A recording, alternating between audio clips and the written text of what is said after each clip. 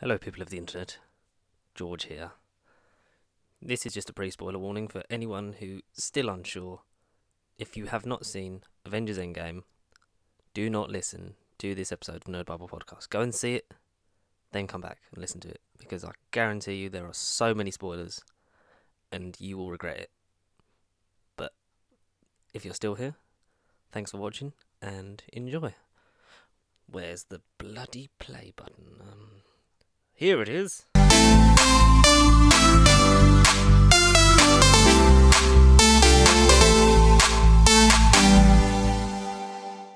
We'll work it out, whatever it takes. Whatever it takes. Whatever it takes. Whatever it takes. People who like this page, people who... Pages that like this page. Oh, okay, that ain't exactly what I want, but... We are in the end game right now. Oh yeah, hello, yes. Yeah, we've survived the end game. We're the end of the end game. Well, that's because they brought us back. We're on the But Matt didn't come back. We had to sacrifice Matt for the Soul Stone. We threw him off the tower at Voromir. You will be missed, buddy. No, I don't miss him. He'll turn. He'll turn. Turning Heel is a short film sketch Turning brought to heel. you by Pasty Sheep. God knows when, At whenever some we point, hear yeah. back from Matt and... Everyone else. At some point. Well, you know, we just need to hire that wrestling ring and get fighting. You know, Ding, ding, ding. Yes. Seconds out, it's round 42 of Nerd Bible Podcast. Well, considering it is endgame, we it's the do know meaning of the life. life. We do know the meaning of life. It is the meaning of life this week. We saw Avengers Endgame. Along with all the cool night, people. this Along with all morning. the cool people. Saw it at midnight. As of time of recording, it is Thursday. We got in about 3:30 this morning. Yes. I'm seeing it. And we lived. We lit. Oh god, it was We- emotional. We'll be going for it. This is a pre-warning. Yeah, the pre If you have not seen Avengers Endgame and you don't want it spoiled, do not listen to this video. No. Do not listen to this episode of the podcast. Come back or skip. We'll be doing a little bit spoiler-free as much as we can, but we really want to get into this. So, And if you've never watched a bit of Marvel property before, then you're probably dead Why? inside. then why? Go Why? At least any newcomers that may or may not have watched Marvel, at least just go and watch Infinity War, because you'll then go to Endgame and at least have some idea what's going on. Mm-hmm. And if you've never watched us, what are you doing here? How did you find us? Subscribe. But yeah. So we'll be going into that. We got Game of Thrones episode 2 of season 8. We got a James Bond conference that was today. We've Bond. got a bit of bondage. Ooh. And other news, gossip and scandal. Scandal, not sandal. But I'd just like to take this time to say, Connor, how are you? How's your week been? This is a new thing I'm trying. How are my employees? You mean prior to the end game? Yeah, just in general, how was your life this week? How was life before the game? Since you left here last Thursday, last Thursday, how has it been? How has it drastically changed? Well, Big Finish has changed. Has it? Is it big finished? Has it big finished? I'm starting to finish my big finish. I've done a small finish out of my many big finishes. Oh, lovely. I think you need to clean that up. No, we need to put an age restriction filter. Or Netflix might. Just to make it clear, he's not talking about masturbation. Corporate lawyers. For legal reasons, Connor has to have his hands on at all times around me. Last time he didn't, it ended badly. Damn it! You're trying to get subscribers, not lose them. You also ended up eating a donut. No, I don't. It's a joke saying that you took your pants off in Hartford. In the donut party. Oh, that's donut party. How many donut parties have you been to? That one. Oh, that was the first of many donut parties. Oh, well. Yeah. Give us donuts. Give us donuts, keep your pants on, don't make them go stale. No. That's what fridges are for. You put your donuts in fridges. We didn't put donuts in fridges, but that in general, if something's stale, you put it in the fridge, make it last longer. Do you? Not necessarily donuts. I don't. Donut comes under the. Okay, this is for all you Great British Bake Off fans. Does donut come under the class of a cake? Like, is it like that? So, like, when it's off, it goes stale. Well, I'm gonna go to the forums. So when it's when it's stale, it goes hard. Because when a biscuit is stale, it goes soft. That is the difference between a biscuit and a cake, I believe.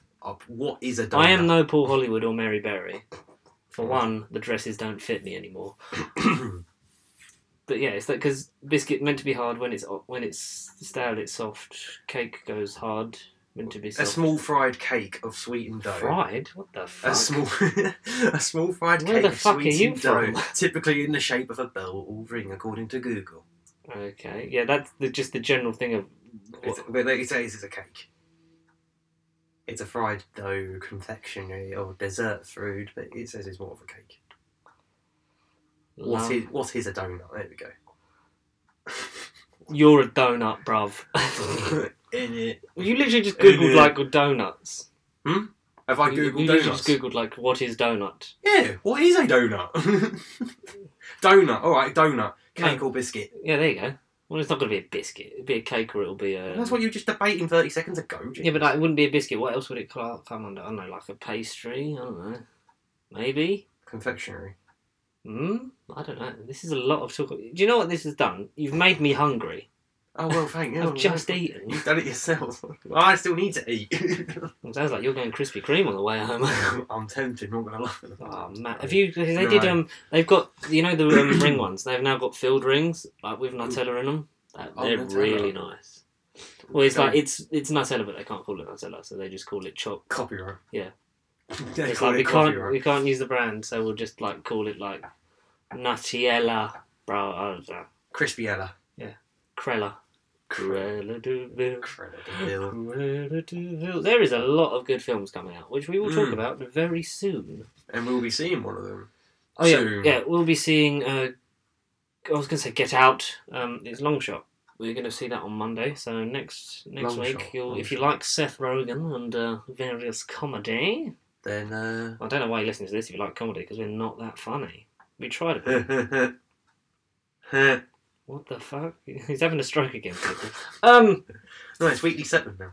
Weekly segment. Yeah, so you didn't even like finish the like. How is your week? Like you never. Yeah, how is my week? Anything. Well, we started talking about pastry. I'm still in shock from last night, and just the fact that you asked me such a common question. Jeez. Right, get Endgame out of your head. I can't because we're. Can we just skip how I am because that's not relevant to Endgame? Yeah, we're not talking about Endgame yet. Well. I'm fantastic. So I'm a changed person. You big finished. I'm big finished. Well, I feel finished. I'm finished. I'm finished with Marvel after Endgame in the best way possible. It's just we got to wait for July now before we can really move on. Which is irritating. Some people move on, but not us. No, we never will. It was so good. We never will. At least this comes out on Sunday, so you'll have had 4 days to see it, and all the nerdy fans that have wanted to see it will have seen it. But for now, speaking of waiting for a franchise to die, as you said, yes, James Bond still very much alive. How? Because it's been in limbo forever. Yeah, because remember MGM went bankrupt and then they're like doing it and they weren't, and then Bond 25 had Danny Boyle on it, and I was like, yes, Danny Boyle film. Good old Boyle. Good old Boyle. I love Danny Boyle movies; they're great, and that would have been the draw to get Daniel Craig back for his last one. But now, nope. He's in it. He confirmed because they did a conference today because they came out yesterday, like big James Bond announcement. Due at whatever time. Due at like 1:00 tomorrow. Be there or be square, fools. So they did a conference. I didn't watch the conference because I missed it because I care so very little. But I shall get the thread up right now, and we shall talk about Investigate it. We shall talk about James Bondage. Whatever curiosity they come up with. So, it was basically a good old announcement of the cast. They had a conference in Jamaica. No title as of yet. No title. It appears that this is very much Daniel Craig's final outing, even though Spectre kind of nicely rounded everything up. Yeah. Even though Spectre was a bit boring. It was just Skyfall, but shit. But yes, so... Where's them 4K Bonds? I just want 4K James Bond. They probably do it like for the Daniel Craig collection or something. At some point. But come on, guys. They would. Okay, so the confirmed returning cast, obviously, it's old Jimmy B himself, Daniel Craig. Whoop, whoop. He's back, last one. Ralph Fiennes returning as M. Oh, yeah, give him something to do. Yeah. Because he was a bit flat in Spectre. Because they had, what was his name? From Sherlock. Moriarty. Yeah. Andrew Scott. That's it. That's Andrew it. Scott. Yeah, he was something, and he was a thing. Q, wasn't he? He was like another. He was like Y or something, or like Y. or W. or like just WD-40. N. Rory Kinnear returning as Tanner. Yes, Tanner. That's good. Tanner, you know, the The Q before the Q, as it were. A third outing for beloved Ben Whishaw as Q. Good old Q. Who loves cats. Moneypenny, obviously. Moneypenny. Naomi Harris returns. Good. Madeline Swan returns, played by Lea Seydoux, who is the Bond girl from Spectre. Okay. Good. This one I really like. Felix Leiter is returning, played by Jeffrey Wright, as he was in Quantum of Solace. Oh, right, okay. So, yeah. I liked Quantum of Solace, okay. I think Quantum of Solace is vastly underrated. It's not as good as Casino Royale or the hype around Skyfall. Skyfall's not as good as everyone thinks it is, but it's great because it's like the anniversary one. And watching it and having it in that like time frame in mind. Like if it was any other year, I don't think it would have been as big as an impact as it was. We got Bill Magnuson has joined the cast. Bill Magnuson. Who's Bill Magnuson? Oh, he's a bloke. He's Bill. He's a he no confirmed character yet. Same with Anna de Aramas, who Bond girl, I believe. Sounds it. Possibly better. David David Dentist. I don't know. David Dentist. He looks with that goatee, not goatee beard. Looks like a Bond villain. Yes, we've got Lashana Lynch. Lashana Lynch is in Bond girl. She was Maria Rambo in Captain Marvel. Oh, yeah, man. Okay, someone recent, yeah. Yes. Okay. And finally, Rami Malek as presumably the Bond villain, because that's what he was in talks for not that long ago. Oh, yeah, there's also okay. He's out of all Danny Banaslar. Danny Ben Salah. Yeah. Okay. And a lot of them were there in Jamaica, which is where they had the conference from. Apart from Rami, who sent a video because he was in New York, but he was saying about, really excited. Well, who wouldn't be? The locations, I believe, are Jamaica, Norway, London, and Italy. Okay. So interesting. Bond loves Jamaica. But out of Jamaica. personal interest, to make us more, relatable to our audience that don't listen to us, what is your favourite Bond film and Bond? They don't necessarily have to be the same thing. Favourite Bond and Bond film? Based of the ones I can remember, because as Matt would say, remember. Remember, yeah, as much as I can remember. That merch is pending. Once I trademark that, we are doing it. Remember. The shirt individually. It's a shirt individually. Yeah, shirt, hoodie, tracksuit, hat. Anyway, favourite bondage. I didn't mean to brush your leg then. That was quite sexual. It's okay. There's nothing wrong with it. Well, you were singing like Podrick then. I on the hills and the halls. Jenny danced with her ghosts. Jenny danced with a ghost? Yeah. The ones she had lost and the ones she... Anyway, carry on. Favourite Bond film? Right. I'd just go with Bond. I always liked Brosnan. Very, yes. More recent, more modern. A little bit. Very ridiculous by the end. Yeah, very, very. Especially Die Another Day. I always like GoldenEye. I love GoldenEye. GoldenEye's great. I have all the Brosnans and all the Craigs, and I need to get the Daltons. I love Dalton. Like, I find with Bond... 3 did he? 2. He was meant to do a third, but then he got sacked. Because they say it takes 3 for you to be accepted by the audience. And right. Because Licence to Kill was sort of so iffy, like being a higher rating and more bloodshed. They were like, no, more of this. I find that each Bond to me is like the Doctor. There are no bad ones. Do you want me to time that so it doesn't fall over? A little bit, yeah. I don't know. Yeah. Just... excuse me. God, jeez. Making it sound that really better? awkward. Yeah, that is better. Better. New mic for you coming soon, because you're going to have one of these. I'm going to have one of that? Yeah. Ooh. One of those. One of them. So I find it's like the Doctor, there's not really any ones that I dislike. I feel that there's just ones that, story-wise, you connect to more or less. Preference. Like, for me, I connect to, at the moment, less Peter Davison. I don't, as a Doctor, I don't really connect with him, but I connect very highly with Colin Baker. So that's just an example. Good shout. Yes. I really so for that, my opinion on that is I really like Timothy Dalton. Timothy Dalton over. I really do like Living Daylights. License to Kill is a bit sort of like it gets to a point where it's just like it's the same thing just over and over again. But it is enjoyable. I think a third one would have been fantastic. There have been rumours for years that they could have done a video game as the plot of his supposed third film. And release that on console. Like I would be so up for that because then he could just voice act it. But yeah, but favourite Bond film? I don't want to be a sheep, but sometimes the obvious answers are the best. And you like? I like Live and Let Die.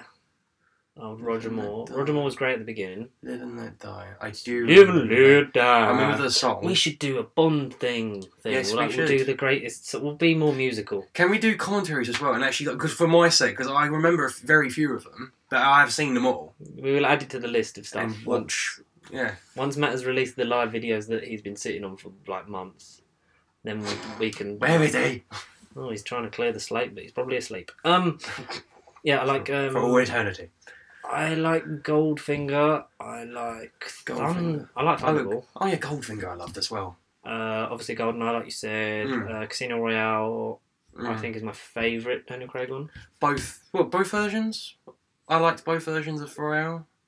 Or yeah, like the earlier one is fun, and it's obviously it's not in continuity for all you nerdy bastards out there. No, they are quite separate. It's for the time, it's good. It feels like one of them bank holiday movies that you would watch. Because that's what Bond sort of became like. You'd have him like on ITV, like on a Sunday over the bank holiday. Nothing else to do. Be like, Man with the Gold. I also like George Lazenby on Her Majesty's Secret Service. Yeah, I remember that one. Only one where he gets married. Only one where his wife gets killed. Yeah, really, that one does really sad ending. It's all right. I like, and there's that sort of like cheeky little wink of like him replacing Sean Connery. It's like this never happened to the other fellow. Who's that? The other fellow. Which is nice because Bond sort of like is it just a code name and he just changes his face, or is it just he's meant to go along with it and accept it's the same person? I think you just accept it's the same person. Who's had plastic surgery time after time, every now and then. Well, no, it's just they embody a different aspect of the character, don't they? There isn't really a real continuity of James Bond, though, isn't there? Really, because they try and put it in Skyfall, don't they? It's like the Aston Martin from the '60s with all the ejector stuff, but it's. Well, I'm thinking more along the lines of like Jaws, because I know he was in 2 or 3 of them. I can't remember which ones. He was in a couple. He was in like Moonraker. Were Spy they all Love Me? I think there's loose sometimes threads. Loose threads through like a certain Bond. Like there's a thread that's sort of been running, or in Spectre it was implied that it had run through all the Daniel Craig films, that Spectre was behind the organisations because they were trying to like get Spectre in, and I think there's a legal issue there with the ownership. So that's like waiting for that to resolve before you put it in.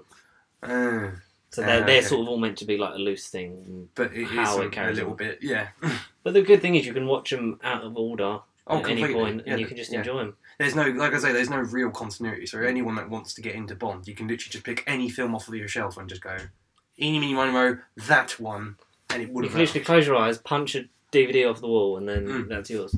You watch it. I liked when the 50th anniversary they did the big book set. I was going to get it, but I was like, no. I got I think the following one, so it had a space for Spectre at the back. I got that. I think I got it for my dad for Father's Day or something. So that's only like 50 quid for like 24 Bond movies. 24 films. See, I'm tempted. I am just eager. But then you'd have to always just after that get the single ones anyway, because. And 24 for me is a funny number. Which is why I just get them singly, because then I like the spines. Yeah, it's a weird OCD thing for me. It's not weird at all. There's nothing wrong with it. It's I think tipped for a May release. May 20th, 2020. I think I read because after Dalton they pushed them to like back end like of summer, like early autumn, because they were all came out around October, September sort of time. Yeah, towards November, like that kind of area. The quiet period. But now I think they're going to try and spruce it up, bring it out in like spring, summer, early summer season. Try and cash in now that there's loads of competitors out there. Exactly, that's where they know the money is. Exactly, competition. We shall see. We will see it probably. Yeah. We've still got unlimited cards and we're still alive in 2020. Ideally, I would want to see a couple of the Daniel Craig just to refresh my mind, but then hopefully 4K release at some point. Warner Brothers. We've got a year. Universal, come on. Well, it's not Warner Brothers, it's MGM.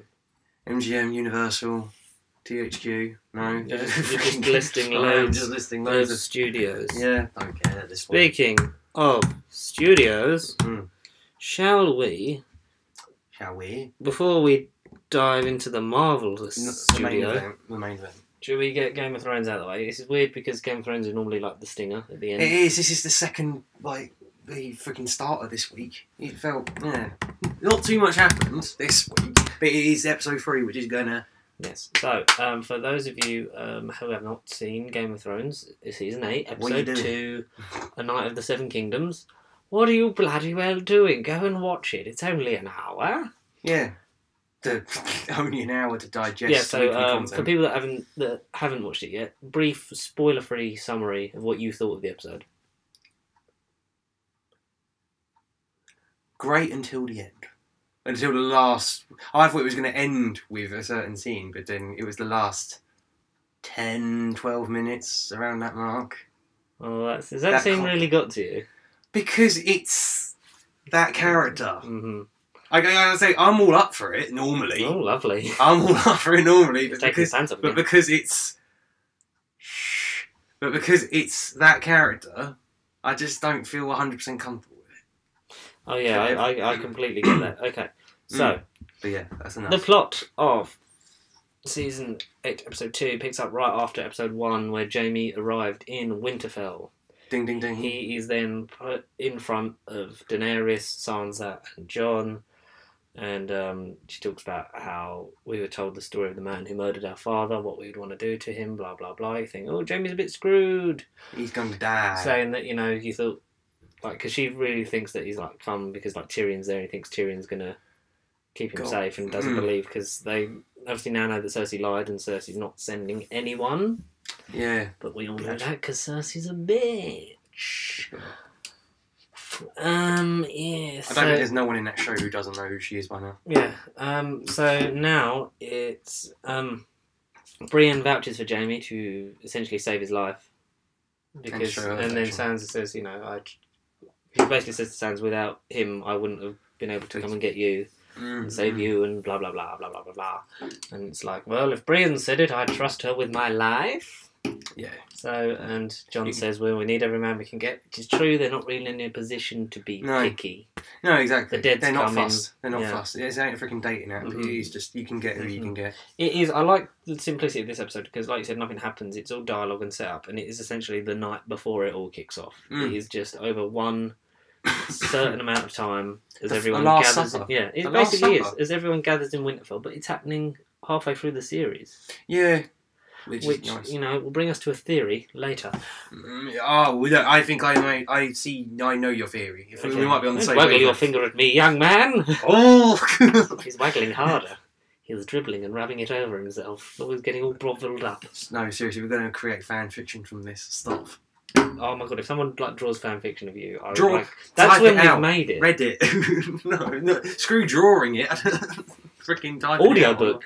Oh no. Audiobook read by Matt Berry. Speaking of that, there is a there is a parody autobiography that he did of Stephen Toast called Toast on Toast. Oh, and there's an audio version that he reads in character. Oh no! Where can you put? Where's this? Amazon. See if it's Amazon. On there. See if it's on there. Amazon. Yeah. Yeah, we're talking simple. Simple, effective. It's just all the characters that you love being really happy because you know that loads of them are going to die next week. Ding ding. Jorah talks to Daenerys because she talks about how he would have been the Hand if he not got sent away because she didn't know if he was going to live. But Jorah says Tyrion's a very clever man. You still need his brain. Him. Yeah. He's not exactly a soldier, but because she's sort of wavering on Tyrion a bit because, like, obviously, like Tyrion's let her down not by his own hand, but because he's been let down by everyone else, by his family, mainly his sister, and so she's starting to waver on that. John's not talking to obviously because now he knows that they're related. Yeah, awkward. Which I didn't think he'd believe straight away, but he sort of like really like clung to it, and he's avoiding her, being really quiet, not really talking to her, only there for small council meetings or battle strategy. There's a really... I cried 3 times again this episode. Again? Yeah. 3 times. I just can't... I'm just an emotional... Well, this week has been... We get to a point where they're... Because they've set up a... There's behind-the-scenes videos that they're releasing on the HBO YouTube that are really good. I've not seen them There was yet. one called, something like... I don't know what the series name is, like something, The Game. And then it was episode 2. And it was talking about how they would redesign Winterfell, rebuild it, because obviously, like... They're spending so much of the season there that you don't want to get bored of the backdrop. True. So they've built whole new bits, and they've got working bakeries and breweries, and obviously like the stand because they're refueling because they're training everyone to fight. And absolutely everyone. There's loads of people that are coming up to the outdoor soup kitchen as Davos is helping serve. It's like we're not soldiers like you are now. Yeah. Because unfortunately it's the fight for the living, and they need every man, woman, and sort of it's them against semi-adult. It is as kind of a old school Walking Dead in a way, like fantasy set version of Walking Dead. Yeah, sort of. It's like it's preparing you for like that. That sort of. It also feels very just like a war movie. It's like all the troops just getting ready, and there's the sweetest little girl. This is the first bit I cried at. Oh yeah, that little girl because they're telling everyone where to go, because they're ones that are training, and then the women and that aren't fighting, or the kids and that they're going into the crypt, like the safest place, like when the time comes. Get locked up. And, and this little girl's like, "Where should I go?" And I was I want to find my mummy. That's not what she says. No, I want to find my baby mum. Where do you want to go? Where do you want to go? And he goes, "Well, it's saying that all the children go in the crypt, but both my brothers were soldiers, so I want to fight." And she's like this that's right, yeah, sweetest little girl. She's like, she must be like 5. And then Gilly is close. I'll be down in the crypt with my son, and I'd feel a lot safer with you down there defending us. And that was like, I think everyone would be, because they're obviously trying to make her feel like she's doing something, but keep her safe. And she's like, so when she goes, "Okay, I'll defend the crypt then." And I was like, I was gone. Man. Adorable. I might have to rewatch that scene. Because she's obviously going through stuff like that. I know it's not real, but if you went through stuff like that with your family dying, and we're in this, it's a point where it's it'd be a tearjerker. You need everyone you can get, and there's people that just want to fight that are just not old enough. And it's they're not physically built for it as well. Exactly. Because she tries to send Tyrion down there, and even though he's been in the Battle of Blackwater Bay, it's like, I fought before, I'll fight again. Yeah. It's like, no, but I need your brain. Yeah. Theon, he arrives at Winterfell and says to Lady Sansa, "I'm home. Have me. I want to fight for Winterfell, Lady Sansa," because obviously he's come full redemption arc now, and Reek is officially dead. Yeah, I think he's got a bit of a thing for Sansa because they yeah, spent a lot of time. There's a lot of coupling up. I don't want a lot of flings this season. I do, because then it's it's all the more sweeter when they get killed. Oh, you sick bastard! You don't care about. Why do you think Arya happened? Why do I think Arya happened? Because she's gonna use Gendry's face. She's not going to kill Gendry. And she's going to kill someone with Gendry's face. No, because she wouldn't kill Gendry because she fancies Gendry, which is why she slept with him. Now, I don't know, but she was a bit moody. Yeah, but because, like she said, we're dying. This could be my last night on Earth. I want to know what it's like. Yeah, the reunite, I like with the Hound, the brief bit she has with the Hound and Beric on top of the wall. Hound do you think I want to spend my last night with you two, moany shits? Yeah.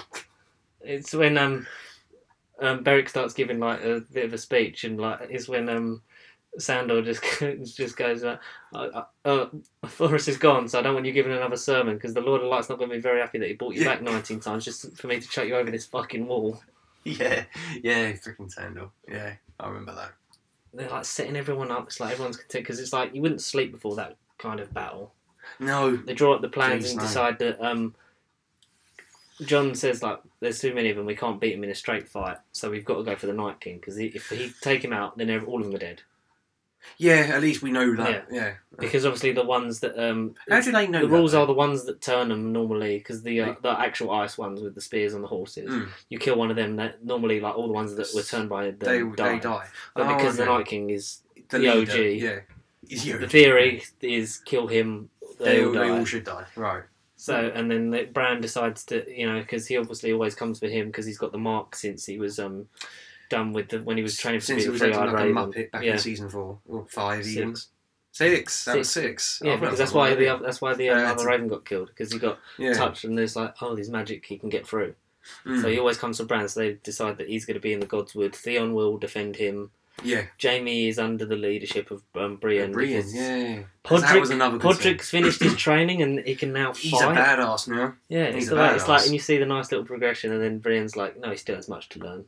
Like, and the nice little, knocking him down. The nice little moment of Jamie being like, I'm not the fighter I was, but I'd be honoured to serve under your command, Lady Brienne. And she just says, what's up with you? Every time you talk to me, you just give me an insult. He's like, you want me to insult you? No, good. Awkward. And tension. Then, obviously, you get the reunion between Jamie and Tyrion, talking about how how their father would like be spinning in his grave at the thought of them defending Winterfell now. Yeah, I mean, but it's like Jamie says, he's on the fight. He's not on anyone's side. He's just on the side of the living. That's what he promised, and that's what he feels obliged to do. Yeah, because he's an honourable man of his word. I intend to keep that pledge. And there's the nice little reunion with Bran, because Bran doesn't rat him out for pushing him out the window. And he says something, like, he's not aggressive, but like you say, it's literally one line, and Jamie sort of does apologise for it, and he's like, Bran, at the beginning, when Bran goes, the things you do for love. Obviously, a callback to the last thing Jamie said before he pushed Bran out the window, paralysing him in season 1. The things you do for love. They have a talk in the Godswood. He's like, why didn't you tell anyone? It's like, you couldn't help us win this fight if they executed you. Because Bran they constantly, because Bran is like the knowledge of everything. It's like he's no longer Bran. He is the Three-Eyed Raven, like he keeps on saying. He's the Three-Eyed Raven, but he's more humanised. I think he's less like, because in season 7 he's just sort of like, you look so beautiful that night with your dress, but now it's like, I am a dodgy pervert. But now it's like, I'm something else now, because he doesn't really. He's like Three-Eyed Raven, but still Bran. I guess he's showing a bit more feelings. Yeah, and they like, because Jamie says like, well, what happens afterwards? And Bran just goes, what makes you think there is an afterwards? Because he doesn't know. Yeah. And like in the battle thing, it's like, can like Dragonfire kill the Night King? It's like, I don't know. No one's ever tried. Yeah. No one's ever tried. Yeah. So because the night it's deduced that the Night King wants to kill Bran because he's been targeting Three-Eyed Ravens, because obviously they are the knowledge of all past, present, and future. So, and the ultimate death is like the loss of your memories and like your knowledge. And if he wants like everyone to be the undead, he doesn't want any like remnants of the world. He wants all memory of that to be gone, and for this to be the only thing that's known. So that's why they feel Bran knows he's coming for him. So they're trying to draw it out, trying to draw the Night King out so that they can try and ambush him. But we don't see the Night King. No, he just wasn't there. No, we know. I know that he's on a dragon, but there are theories that he's riding south. I wonder why. Where south, though? I mean, where would he go? King's Landing to kill Cersei. No, I was playing along, George. You freaking... Oh, you were such a good actor. I was really... I literally thought that you actually were like, no... Genuinely was like, George, I don't know what he's doing. No, Westeros. I've seen theories online. You don't see Cersei this episode. No. There is a theory that the Night King is riding to King's Landing on the dragon. And imagine episode 3 opens with it in flames. Destroyed. Ice flames, yeah. And Cersei on the team of the dead. Yeah. Because with them focusing on the battle on this, it's like, what is going to happen after? Because this battle is going to have a winner one way or the other. So what's the next thing? Oh, well, yeah. Is it they all get killed by the Night King and then march to like kill Cersei? Is it they win and then they have to fight off Cersei's army? Does Cersei's army come down to fight them or fight with them? We genuinely don't know. Is everyone really just going to fight everyone? Ooh. Is it going to be like a 3-man war? It's literally a free-for-all, isn't it? A free-for-all. It's just a 3-man war, yeah. 3 man, there are only 3 men. One of them will live. But yeah, Daenerys finally finds out about Jon. The heretic. Oh. And she doesn't seem bothered by the incest, more that he has a higher claim to the throne than her. So that would be the last male heir. Which shows that she's going a bit towards her dad's side of the Mad King, lust for power. Yeah, but that's what I said to you last week. It's just I don't like. She's gonna die. She's become. I don't like her personality. She is becoming above herself, and I feel like I don't like that. Like we said before, I think John would only claim to it if because he genuinely does care about it. Because and she even says to Sansa when they have that discussion because there's a bit because it's a bit frosty and she's trying to clear the air. Yeah. I came here because I loved your brother. And they seem to get on, but as soon as Sansa says, "What about the North?" Because and then it stops. Because they're getting all close, having jokes. Who's only one other person said that to me. Who was that? Someone taller. Someone taller. So they're having a nice little joke, but then Sansa, obviously, because the North, she's become very. I like her in that moment when she's because we said we took the North back after everything we've been through, and we said we wouldn't be ruled over by anyone else. So what happens to us?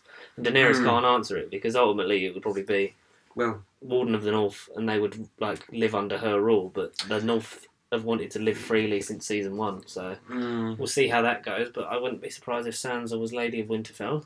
Yeah, should keep it. Yeah, I wouldn't be surprised if Daenerys was dead. I still think Tyrion out of the two Tyrion and Jaime, the ones that Bronn has to kill. Bronn has to kill one of them. He has to kill both of them. I feel like he's going to kill Tyrion. Because they keep setting Tyrion up for failure, and it's he's going to have one last heroic moment before his death. It's almost it's heading towards that. It's foreshadowing. Whereas Jaime's purpose, as we know, is to kill Cersei.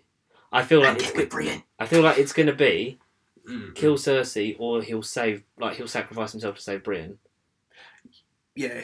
Because there's the trailer for next week. Because I didn't. Oh, did I? Brienne goes, "Hold your ground." Did I watch the trailer? I can't remember if I did. Don't watch it on here. We'll get a copyright strike. No, muted. So the sweetest moment of the... we'll talk about... should we talk about the scene? The scene. Before we talk about the nice one, let's talk about the one that everyone's sort of having a bit of a bitch fit about. The fact that Arya Stark... Maisie Williams, who's a kid in a lot of people's eyes... That's the thing. That's because you have to when you sign on for this show, make that have that in your contract about nudity and that by being over 18. She was 12, I believe, when she started. God, 12, jeez. She's now 22, 23. Yeah, which is fine. It's legal. It's safe. Exactly. So I think it's weirder for us. I didn't like it because obviously the character. It feels like that's what I mean. That's my issue. It's the character. I didn't hate it. It's not. I feel like it was a natural progression for her because it made her more human. Because she's been so detached and robust, been the faceless one. Tomboy. She not even that. It's been when she was training with Jaqen and Hagar. She was distant. She had no family. She wasn't focused on that. She was just literally no one. And she's seeing Gendry, someone that she had a little bit of an attraction to when they were travelling together, has known him for a while. Yeah. And she's like she says, this could be on last night, I want to know what it's like. And she's doing it with someone who she likes. And yeah, exactly. Yeah. So someone with respect. So someone she knows is going to have respect for her and stuff like that. And then, obviously, you see her stripped down. You don't see the full frontal because I think they gave full control to Maisie. It's you show as much or as little as you want, which is good. Which is what everyone lost it because it's to us it's she's still 12. It's no, you've seen her grow up. This is still in character for Arya because she is a free spirit and in very much it's I think almost empowering because she's in control. She's choosing to do it. It's not like Gendry's forced himself upon her. Like she says to Gendry, "I'm not the wed woman." Take your own bloody pants off. That's a great line. Take your own bloody pants off. And he sees and you see all the scars for just how much shit she's gone through. Because she takes her top off and you see all down her ribs and her side. She's got all those big long scars from just being stabbed. And her back as well. So they get it on. And also, call back to season 1, episode 1 with Robert Baratheon and Ned Stark. Yes. I have a son. You have a daughter. We'll join our houses. Oh yeah, of course. Yes, because I saw that online after the episode finished. Yeah, I definitely didn't think about that when it was on, but I saw it after and I thought, oh bloody hell, they have planned it from the start. Ideally, they get married. If they live. Yeah. If they live. I think if they got together, they would probably rule. This is ideally in my head. So. Gendry Baratheon on the throne. Gendry on the throne. Yeah, Jon revokes his lineage as a Targaryen and just lives out as Jon Stark as the Warden of the North. Fine. Very much in parallel to how their fathers were at the start of the season. Yeah. Daenerys dead. I feel like if something happens to Davos, Sam would become the hand to Jon in whatever scenario he ends up in, because he was trained to be a maester and they are best friends. And it's just been the circumstances in which they keep getting separated that they haven't been with each other as much in recent seasons. Because obviously he's wanted to go off and learn to be a maester, which left Jon all alone and got shanked. Gilliam, little Samwell in the crypt, because there's a good old scene. Let's redo the main scene. This was my favourite thing. This was my favourite part of the episode. It starts off with Jaime and Tyrion in the Great Hall of Winterfell.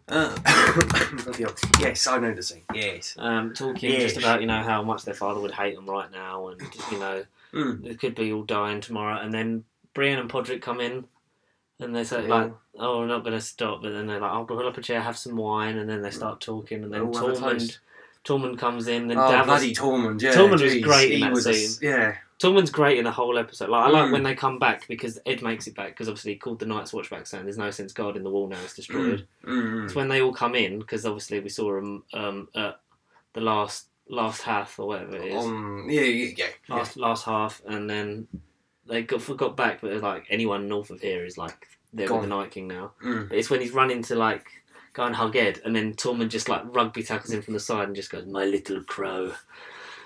Yeah, my little crow. Davos comes in to warm his... What's he called? He doesn't want to freeze his balls off, milady. Yes. Got a flea bottom accent. Having a mineral water. That's all I can say, Davos. Mineral water. No, that's just Cockney. Water. Mineral water, milady. Yeah, so they're all drinking and all sharing stories about the good times, and Jaime Lannister, the hero of what is it? And then he goes, "But the loser of the Whispering Wood," because obviously when Robb Stark captured him, so they're all reminiscing over all the bits in the series and everything that's happened to them and their journeys. Tyrion asks Bran about his journey, because he's like, "You've had an odd journey, odder than most. I'd like to hear it. It's a long one." But he's like, that's as social as he gets. Yeah, and he goes, if only we were trapped in a castle on a long winter's night. So Tyrion's, because someone said it's Tyrion enjoys books and reading, and Bran is the ultimate book right now. He is. He's pretty much a search engine. Yeah, he literally has the ultimate story. It's Wikipedia. Except no one can edit Sandy and Grey Worm have a bit of a keep kissing, which just one of them's going to die. Probably. And they're like, I'll protect you. I'll move back to the island of North with you. I know, but I like... That's the only one I'm behind. I like That's the only one behind, because it was pre-established in other seasons. Everything's just now happening. No, but a lot happens when you're about to die. I guess. It's the fear of death. I can't say it from personal experience. Your fear of mortality, you don't want to die alone, of course. It's naturally going to be like that, isn't it? But you feel because it's Grey Worm saying he's going to go back to North with her and protect her and live out with her on the island once everything's over. If it's over. You think, no. If it's over. One of you is dead. The scene carries on, and they're having nice little chats. Tormund has the best bit of exposition I have ever heard in my life. They call you King Killer. They call me Giantsbane. Yes, Giantsbane. You know why? Because I killed a giant at the age of 10, and right afterwards climbed into bed with his wife. Next morning, do you know what she did? Fed me at her teat. For 3 months, she thought I was her baby. That's how I got so strong. Giant's milk. And as he's saying it, he's chugging a big vial of fucking goat's milk. Yeah. And dribbling it down himself. Yeah, exactly. And it's after he says that, it's delivered perfectly by I forget the guy that plays Tormund, he's a great actor. And then all their faces. Everyone's there. It's just when Jaime just gives that side look to Tyrion, and Tyrion's just like that. And Davos is just I think I'll have that drink now. Yeah.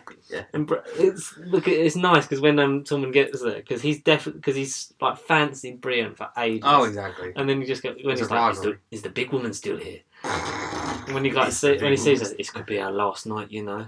Yes, well, I'm glad you're here. Well, not here. Like, I'm glad you made it back from Eastwatch. Yeah. I don't think she knows who she fancies. I think ultimately, like, the ultimate love story is her and Jamie, but like Tillman, like, dotes on her. Yeah, he wants her. It's not even just like I think it's past just sexual for him because he literally thinks a lot adores her. Yeah, he literally wants to become her. Babies with her. Little world beaters since day one. And then they're talking about being a knight, and then Tyrion says like Sir Brienne, like, oh no, Lady Brienne, and because women can't be knights. No, it's never been done by tradition. Yeah, why not? Tradition. Fuck tradition. If I were a king, I'd knight you 10 times over. Yeah. Which he's not talking about knighting her, but the sentiment is there. No, exactly, yeah. But then that gives Jamie the idea of, hang on, you don't need a king to make a knight. Right. Any knight can make another knight.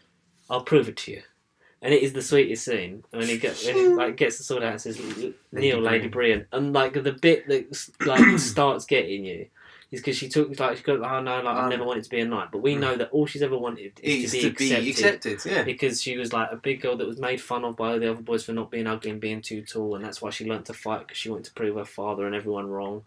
And it's like it's when Jamie goes, "Do you want to be a knight or not?" And she looks at Podrick, and Podrick gives her that thing of like, you want this, like, go. And that, from that point on, I'm just like, that's me gone. And then she kneels and does the whole, like, in the name of warrior, I charge you to be brave. In the name of the father, I charge you to be just. In the name of the mother, I charge you to protect the innocent. Yeah, it's Arise, sweet. Sir Brienne, Knight of the Seven Kingdoms, after the title of the episode. And she's like tearing up, and then they all start clapping her, and it's just that it's so nice that you know something bad's going to happen to her. All for fun. It's all part of the fun, though. Oh god, it was brilliant. And then we get to someone must know a song, and then Podrick sings Jenny and her old stones, and as you see all the people, like just before it ends, you see like Sam and Gilly and baby Samuel in the crypt. You see Sansa and Theon enjoying some, like having like a last meal. You see Arya and baby Gendry. You see all those things, and then you all get to the crypt when Jon tells Daenerys about his thing, and then you get the horn, like the sound, and you see just over the crest of the horizon, just the White Walkers. Yep, and fades black. And then like Daenerys, like she's gone, like she's not gonna have a clear head. Something's gonna go wrong because she's just been told that, and now she's gonna go ride a dragon. Oh yeah, obviously, yeah. She's gonna. I think it will mess it up so that then the plan to be close enough to Bran it will go to crap. But yeah, and then it ends with Tyrion seeing over the wall, and you pull back and you just see them on the horizon, and they see Winterfell in the distance, and then it cuts to black. It is. It's just beautiful. It is going to be it's the longest episode next week, 90 minutes. I thought it was episode 4, but is it episode 3? I think it's 90, 78, 80, I think. From like now on. Okay. But yeah, because longest battle in history ever recorded on film. So, but ever on film? Yeah, I believe. Is that what they reckon? Yeah. I know already it's got to be the longest battle in Game of Thrones, but like it's on film. Yeah. Jeez.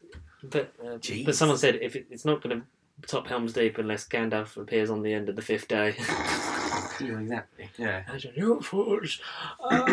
But it's directed by the guy who did Back to the Bastards, did Hard Home.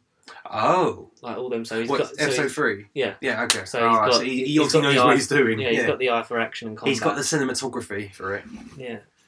So okay. We shall see where we end up next week, but enjoying it so far. It feels fast paced, but it feels like we've built up enough to be like this is a slow episode in a fast season. Yeah. I feel like we've earned it. I feel like I'm happy to sit through an hour and a half next week of just dragons and zombies, and that is my password, you silly fucking computer. Technology is the enemy. Technology, but yes, enjoyable. Yeah. Very enjoyable episode. Yes. Just onwards to next week. Can't wait for next week. Can't wait to stay up to 2 o'clock in the morning again.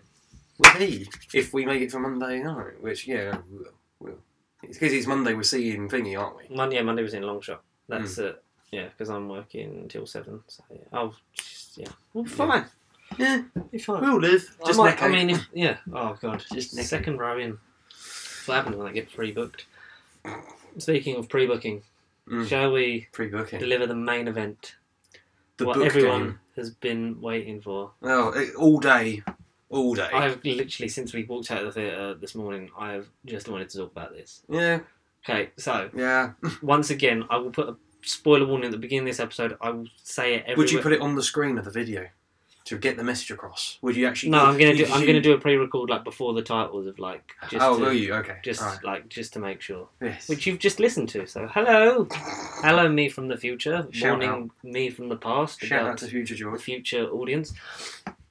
If you have not seen Avengers Endgame, or any, which makes sense right now, it's on recording it because it's just come out, but you listen to this. It's Sunday. It's been out for 4 days. Yes, come on. Most of the people that definitely want to have seen it by now. The diehards. The rest of you will have seen it by this time next week. Hopefully. If it isn't fully booked everywhere and you can't get a single seat. I mean, it's already made 150. 150 mil? Yeah, it's already, yeah. Nice. So, nice. A lot of people are going to see this movie. So, we're literally going to be... Quick spoiler free thoughts. Yes. Yeah. But when we get into spoilers... Yeah. If you've got family in the background that haven't seen the film, turn the volume down. Like, end the episode. The doors. I don't think we have emails, but end the episode. End the episode. Yeah, come back when you've seen it. Yeah, because that is the only thing we can do. Okay, so Avengers Endgame. Oh my god! What the hell? It is the. It's still not my favourite MCU film because I think. Whoa! The best MCU film is still and always will be Captain America: The Winter Soldier.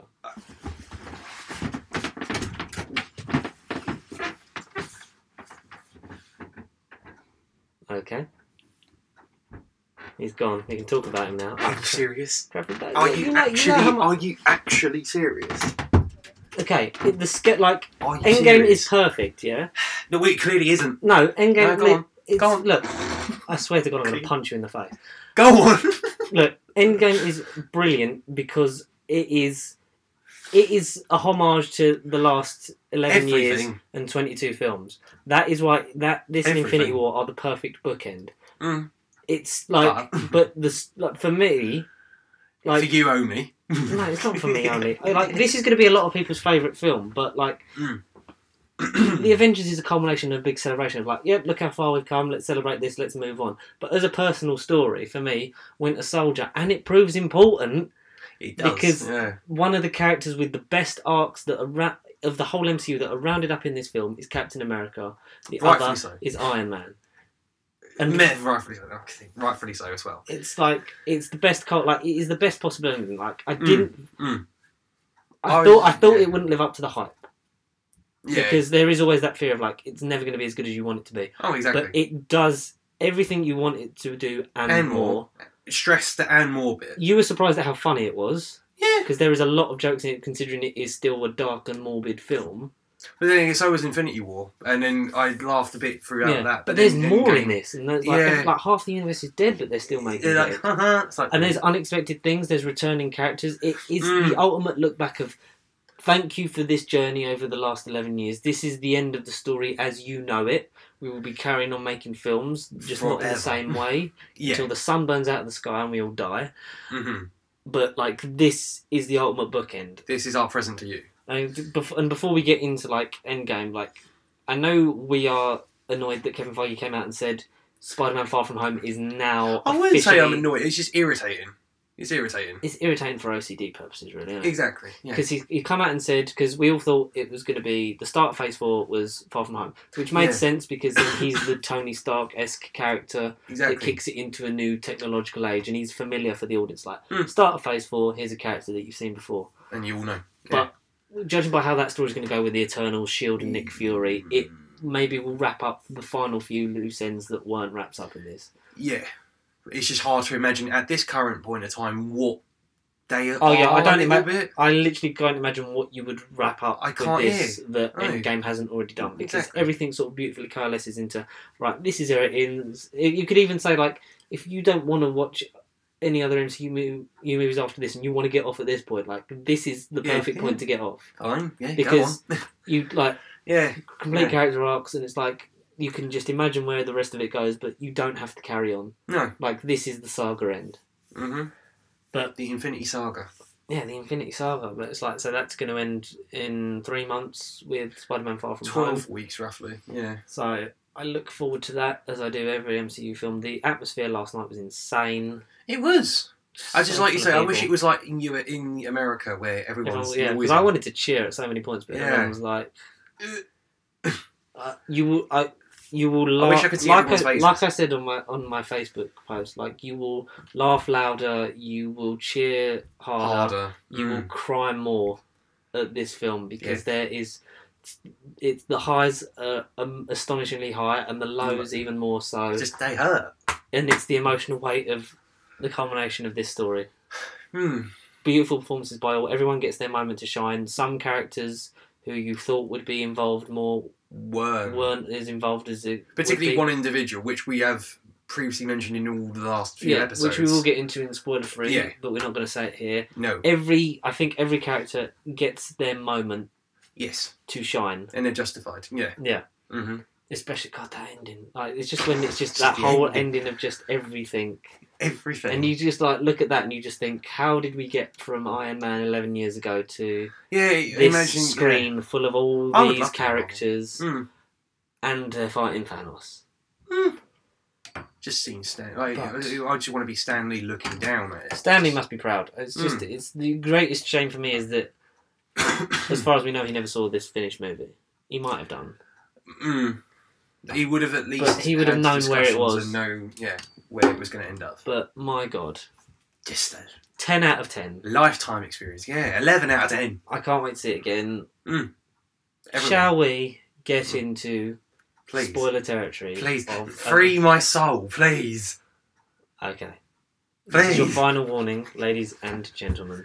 I'll give you a 10-second silence. I'll give it 5. So you've got 5 seconds. 5, 4, 3, 2, 1. Right, screw you guys. Okay. So, Avengers Endgame is a 2019 motion picture published by Marvel Studios. DC Comics. Sorry, Marvel. Sorry, Marvel. DC just that joke really wasn't funny like 4 episodes ago, and it's really not funny now. Okay. Sorry. It stars Robert Downey Jr., yes, Chris Evans, Mark Ruffalo, Chris Hemsworth. I'm going to try and remember. Scarlett Johansson, Jeremy Renner, Chadwick Boseman. No, what? I would say first, like you'd say, Don Cheadle, Bradley Cooper. Does it matter who we? Oh, John Cheadle. He can get right down to the bottom. Don Cheadle was the first name on the credits, mate. When they did like. I'm surprised about that. but we'll explain why. But I like that touch at the end of the credits when they did. I didn't get the credit. Well, I got the credits, but it was like the autographs at the end. Yeah. I was surprised first. Robert Downey Jr., Chris Evans, Mark Ruffalo, Chris Hemsworth, Scarlett Johansson, Jeremy Renner, Don Cheadle, Paul Rudd, Brie Larson, Karen Gillan, Danai Gurira, Bradley Cooper, Josh Brolin,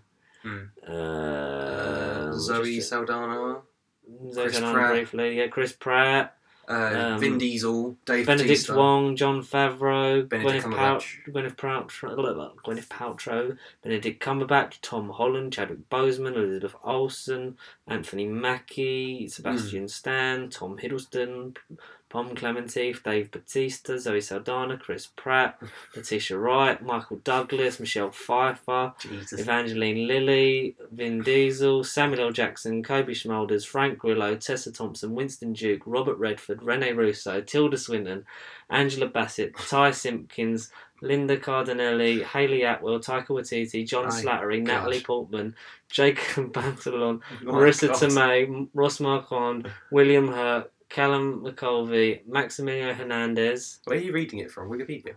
Yeah. James Darcy. Hiro Yukio Sanada, Catherine Langford, Stanley, Ken Young, Yvette Nicole Brown. Jesus, I want to count them names. Obviously, like some of them are just cameos and like special appearances. Oh yeah. My God. Biggest cast ever. Okay, so we pick up directly after the post-credit scene of Captain Marvel. Yeah, obviously she goes like, "Where's Fury?" And we start off in space. With space, the final frontier. With Nebula and Tony Stark playing the kick football thing with the folded up paper. They're teaching them how to play that game because they discover the fuel cells of the Milano Yeah, I don't think the ship's called that anymore because I know it was destroyed, but that's the only ship of the Guardian's name that was irritating me to think, what was that ship called? Yeah, but Milano. Yeah. Milano was the original, and they destroyed it, rebuilt it, and it was called something else, but I'm something called it Milano. Yeah, no, Milano. Go ahead. Yes. Milano. Okay, so they're on that. Tony's obviously doing the bit from the trailer when he records his diaries for Pepper Potts. Noticeably, like you could see the visual work where they like made him skinnier. Because he was malnourished and been in space, which wasn't in the trailers. He was normal weight. I thought he looked normal. That's the first thing that got me. It's like, oh, they've actually because it talks about how much food they've run out of because they're literally just drifting in space because the fuel cells are cracked and they've been 25 days or something like that. I think 23. 20, yeah, something like that. Yeah, And he he falls asleep after doing one of them, and then Nebula puts him in the chair, like he's got the jacket on, and you see like a glow coming through the windscreen. Big window at the front. The windscreen. And he covers his eyes, and it's a glow, and it's Captain Marvel because obviously she's blooming bright in the night. To fill in the gap. Obviously, she was there. They've said about the thing, and she's gone out in search of. From what you suggested, she's been going out like round universe, like seeing the effects radius of the snap, how far it's gone, and searching for any survivors, like obviously like of any the team. heroes. Yeah.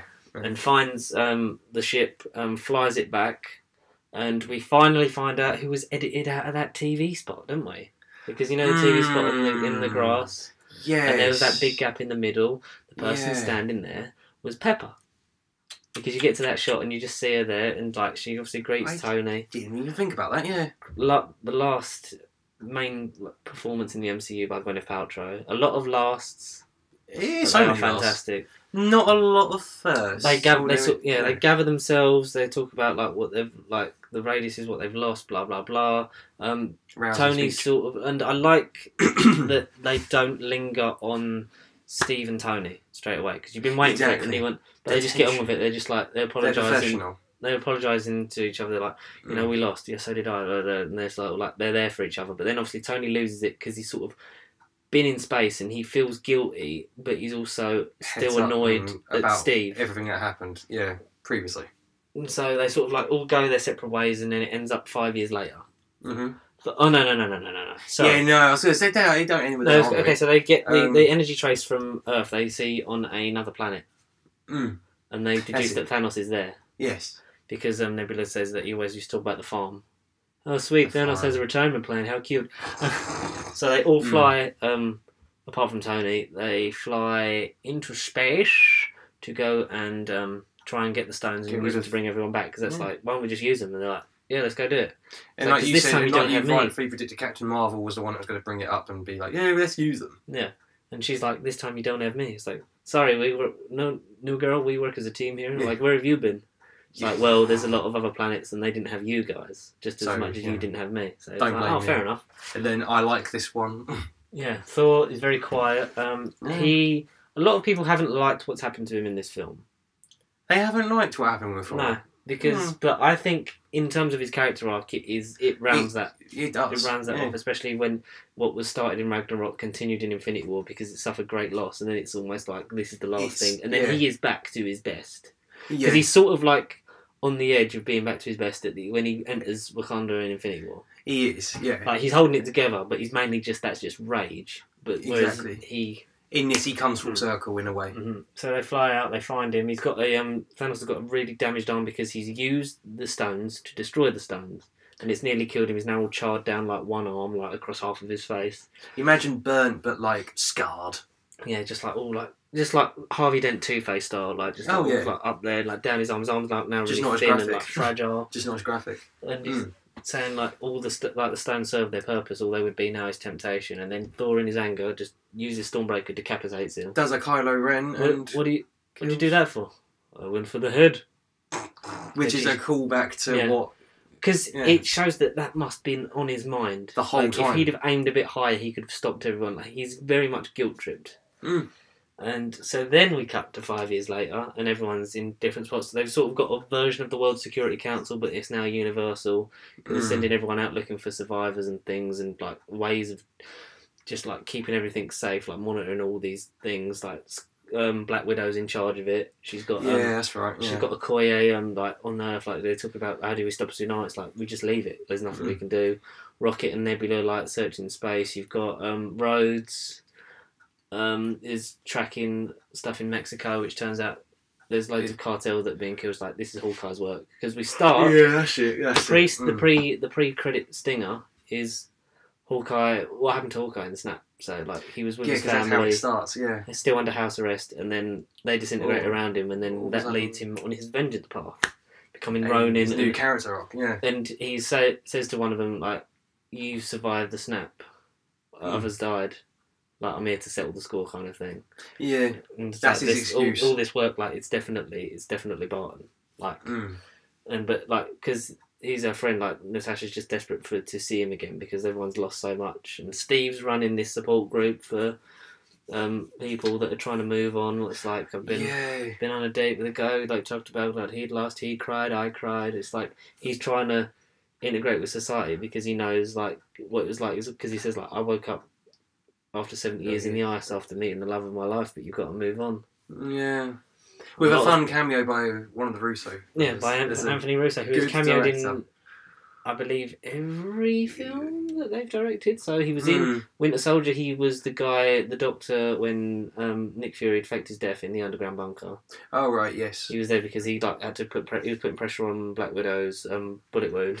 He was in Civil War. He was one of the Winter Soldier's kills, like you see him in a hologram, like in a bathtub. Oh right, okay. He was this in Endgame. I forget what he was in Infinity War, but he must have been in it. Because he's in. Absolutely had to be. Brilliant. It's brilliant, and they talk about how because Scott Lang was obviously presumed missing. He was still in the quantum realm. Scott. He his stuff has been thrown in storage because obviously presumed dead. He manages to escape. Like he gets a rat like presses on the buttons, reverses it, comes out, and he's confused. Like why am I here? Sees that everything like it's past. Like we're 5 years down the line. Yeah. And like he goes off in search of his daughter, like because there's a big memorial of like all the missing, and his name's on it. He goes back to his house and sees that his daughter's like another 5 years older. Yeah, because I did look at her and thought, well, she weren't that old in Ant-Man. I was like, hang on a minute, that ain't her. That's the whole point of why it said 5 years later. Time travel, I know. And he says it's been 5 hours for me. It's been 5 years for you. Like quantum realm physics work differently. What if we could enter the quantum realm at one point and exit it at a certain point and time travel? It's just his explanation was really funny. Yeah, it's like have you read quantum physics? So like he drives to the Avengers facility because they're all just sort of like downbeat on their luck, just like they just got to try and get on with what they've got. And then Scott obviously like gets there like, is this an old message? No, this is live. They let him in and he's like, guys, let me in. Is it? If you talked about quantum physics only for conversation, and he's talking about it, and then he says like, yeah, I know I was really weird, but like, what if we could actually like time travel? No. Well, yeah, like time travel. I know it's weird. Time machine, Back to the Future, that kind of stuff. That's later on. I love that. That's good, isn't it? I like when Scott goes, I know it sounds weird, and then it's just when Black Widow goes, Scott, I get emails from a raccoon. It's not that weird anymore. Yeah. So the natural thing is to go to Tony.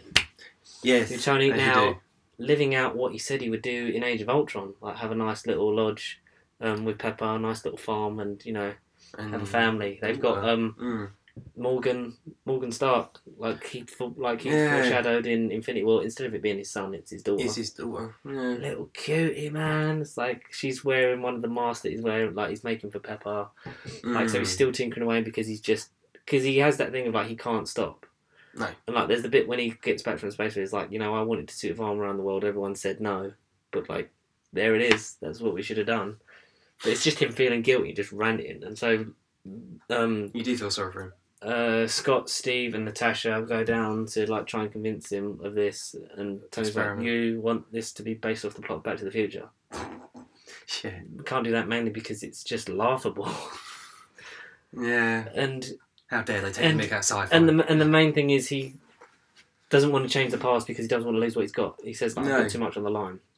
He's happy now, and he's come out the right end of it. Yeah, he's lost as much as everyone. He's finally found a reason not to be Iron Man. Exactly. Yeah, which is what he's been looking for since Iron Man 1 or 2. Yeah. He's been looking for because that's why he says like we fight so we can end the fight, so we can go home. There is no going home, and then they're like, he's at that point now, and he gets in his head after the others go back, because then they go and search, they go and find Bruce, but while Tony's thinking about it, can't stop thinking about it because he's just a tinkerer, and he like figures it out. He's like, shit, and then Morgan's there like, shit. And it's like, no, you can't say that word. That's a mum's word. What are you doing up? You want popsicles? get you one of those. And then when it's like all these sweet family moments you notice for what's coming later. But when he's like, when Morgan's like, I love you 3,000, and he's just doing, he goes, oh wow, 3,000. Go to sleep or I'll sell all your toys. Hey Pepper, she told me she loved me 3,000. Yeah, not that there's a competition, but she loves me 3,000. I believe you were in the low 6 to 900s. 6 to 900, that's it. And then he talks about like figuring out time travel, because he like asks her like, because he's trying to just be normal, and he's like, what's new with composting?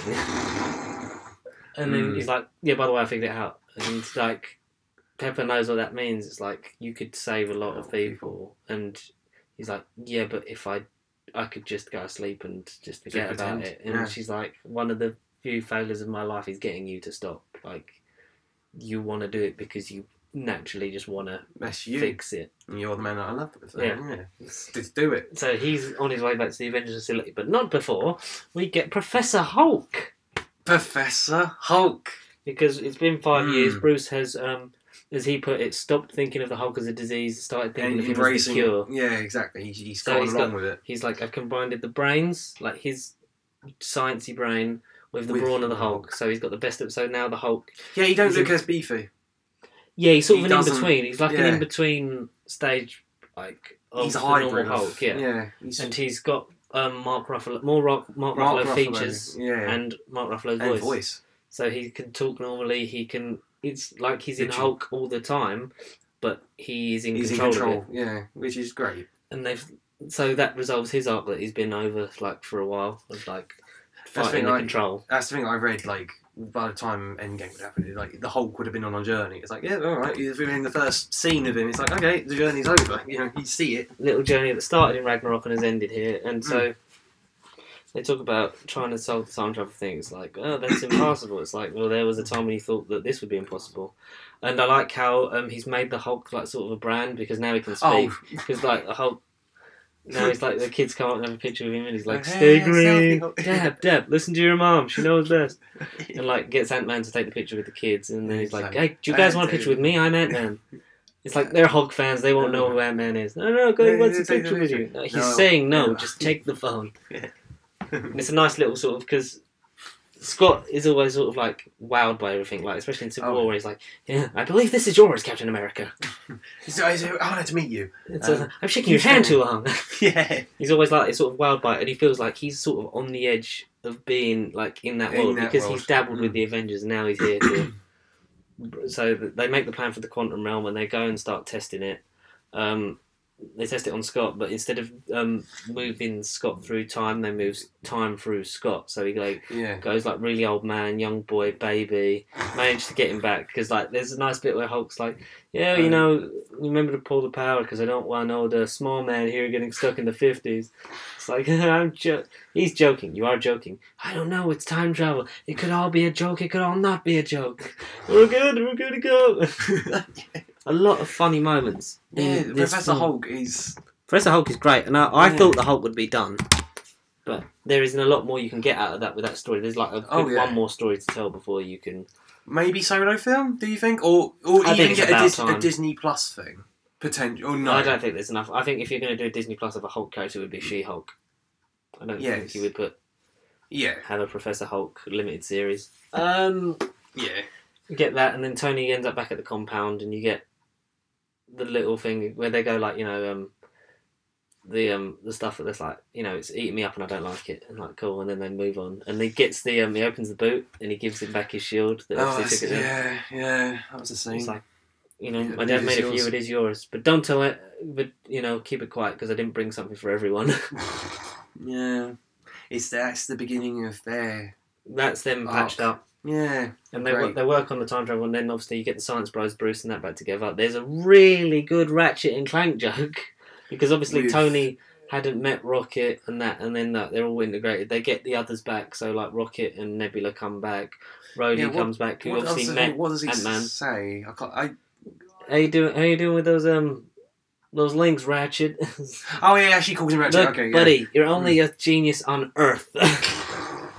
Yeah, that's right. Because I heard it, I was like, hang on, was that a reference to it? But yeah, okay. So it was a Ratchet and Clank. Beautiful. And they all come back, and apart from Captain Marvel, who's got a comic accurate haircut now. I know. It's like, you won't be seeing me for a bit, because she's obviously exploring more of the universe, like trying to calm all the storms that are happening on these other planets. So she said, like, she'll be back as soon as she can. Everyone comes back. Natasha brings in Clint, like, after finding him in Tokyo, because they lost a lot, and he's like, I'm sorry. She's like, I'm sorry I couldn't. He's like, don't give me hope. She's like, I'm sorry, I just couldn't give it to you sooner. Yeah. And then they get him back, and they're talking about, because they've got a limited supply of pin particles, because obviously Hank dissolved in the snap. And it's like, we've only got enough for one round trip each and 2 test runs. One test run. And Hawkeye volunteers to do the test run. He gets sent back onto the farm with his wife and his kids, and just before he can talk to his daughter, he gets pulled back out because it's only a test, and they're like, yeah, it works. And then the bit I love is the whole research into the stones. We haven't even mentioned this next guy, but Thor Odinson, because as everyone comes back and they decide on it, then they go and they get Thor. Well, Rocket and Bruce go, didn't they? Yes. Yeah, they fly off and then get a car to this fisherman village in Norway, which is labelled as New Asgard. New Asgard. You see Valkyrie, she's part, because there's like fishermen and that, and it's like we don't see Thor only once a month when he comes to get the supplies of the new alcohol that's been delivered to the port, like, because Thor's spiraled into a bit of a depression. He's weighty, he's got dreadlocks, so he doesn't have to wash his hair, he's got a big thick beard, he's got a gut. Yeah. But Korg and Meek are back. I know. Oh, it's so good. They go in there. Unexpected. Yeah, you guys hear about the cable that's been driving me mad for days. And then it's like, oh, you guys, remember, these are my friends, Meek and Korg. Hi, guys, pull up a chair, connect to the Wi-Fi. Yeah, connect to the Wi-Fi. Fool, this kid on the TV's called me a dickhead again. New Master 69. New Master 69, I'm going to fly over to your house and shove that up your butt. That's it, go and cry to your dad, you little weasel. Like, Thor's playing Fortnite because he's just drunk all the time, and then they're trying to snap him out of it. It's like, we've got this, like, we need you. Like, this is your chance to put everything behind you. I know you're scared because it's Thanos. We got beer on the ship. What kind? And that's how they get him back, and he leaves Valkyrie in charge. Yeah. Valkyrie has sort of been, like, in charge of it anyway. Not as much Tessa Thompson as I would have liked in this film. Yeah, she was the only one I'll explain later. A bit underwhelmed, but yeah. Well, her and Captain Marvel, really, because then they go back and then they're researching, they're trying to gather, because they say, one of us has had, at least every one of us has had an interaction with one of these Infinity Stones. Scratch Dad almost being killed by these stones. This guy's like, I haven't, I got no idea what you guys are talking about. And there's a lot of jokes between like Rocket and Scott. It's like, oh, he's like a good little puppy. You want to go to space, puppy? Which is nice because Rocket's normally the butt of them jokes about being an animal, but it's like because Scott is not. He's not he's not what you would normally call like an academic, like out of those ones. Like neither's Captain America, but he's been around everything so long. He's just like got the knowledge of it. Yeah. But where he's been out, like Scott's not really been in it. Ant-Man's like would be like the human out of. He's like the human of the group. Yeah, he's literally like our eyes into being in an Avenger, and it's great how humble he is and how much he enjoys and grateful. Yeah. And so they're all like talking about they get Thor to talk about the ether because he was the only one that interacted with it, and he just starts going into a rant about Jane, like, oh, she was an old flame of mine. Yeah, you know, just in your hand you see we haven't been dating. Like, that's cool, great buddy. Okay, you just sit down. And Bruce is just going, stop, just cut. He's like, oh, I don't miss her at all, but I don't miss her at all, but you know, it's like, we were dating. You know, we're not really talking anymore. Sort of like, and they talk about they deduce where all of the stones are, and then there's a brainwave between Natasha, Steve, and Bruce when because they talk about Doctor Strange. Like, hang on, if you get the right year, there are 3 stones in New York. And then me figuring out with them, I was like, oh damn, there is. And so then they split off into their teams. So they're all at least paired off. Yeah. Yeah. You said 3 teams, 1 shot. 1 trip there, 1 trip back. So Bruce, Steve, Tony, and Scott. They go to 2012, the Battle of New York. Because obviously the Tesseract was used by Loki. This Mind Stone was in the Scepter, but they didn't know it at the time. Obviously, they know it now. So that's 2. And also at that time, the Ancient One had the Eye of Agamotto, the Time Stone, in the Sanctum Sanctorum in New York. So that's the 3. And then the other side, we've got Rocket and Thor go to Asgard in 2013. Who knew that Thor: The Dark World would have had such a huge presence? So important.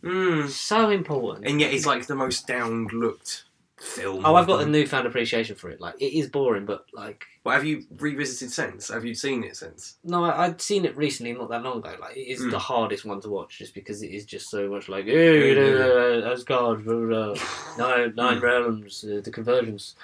So Rocket and Thor go to get the ether out of Jane, so we get another bit of Natalie Portman, which is a way to say goodbye to the character. And exactly, do it justice. Which is why she was at the premiere. You get the other 4 that go to space. You've got Nebula and War Machine, and you've got Hawkeye and Black Widow, and then they split off because they they travel to Morag, but they take a shrunken version of the Milano, and then it's autopiloted. So Hawkeye and Black Widow will fly to Voromir to get the Soul Stone, and it's they've all got one shot to get back.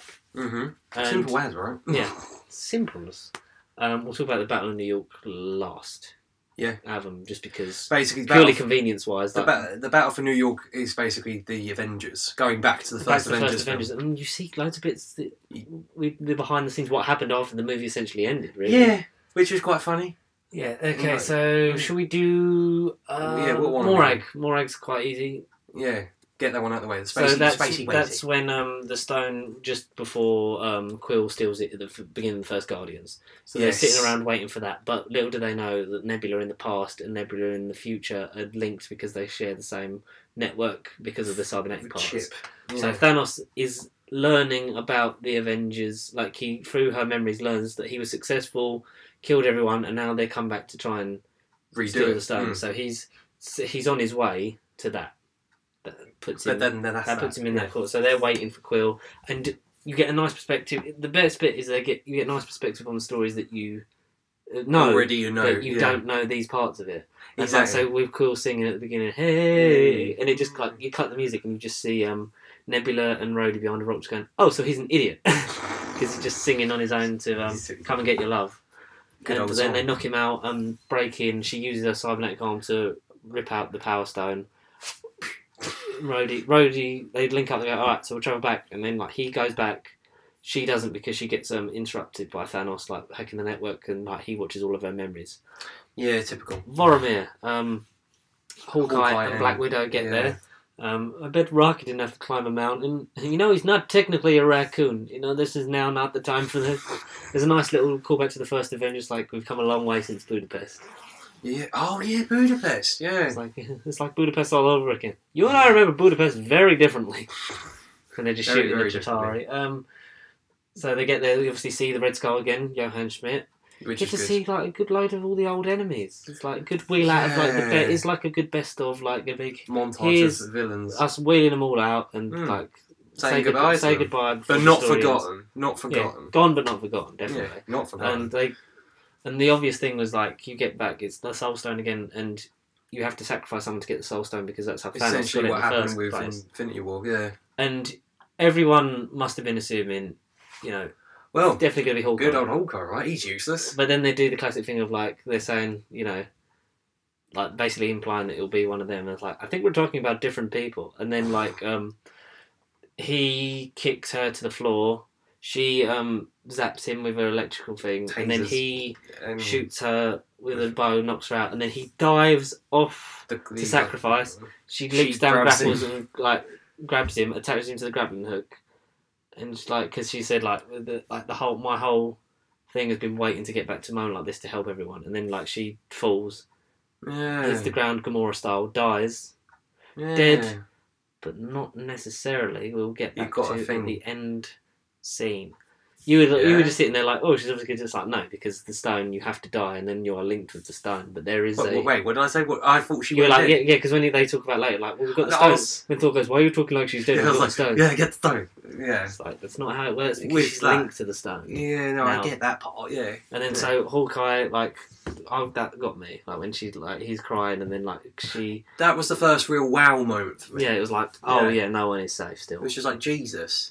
But then that was obviously because so many originals were left alive that something that's for them to round off their stories to bring back the other guys. Exactly. And especially in Hawkeye's mind, it's like we've got to make this count now that we've got this.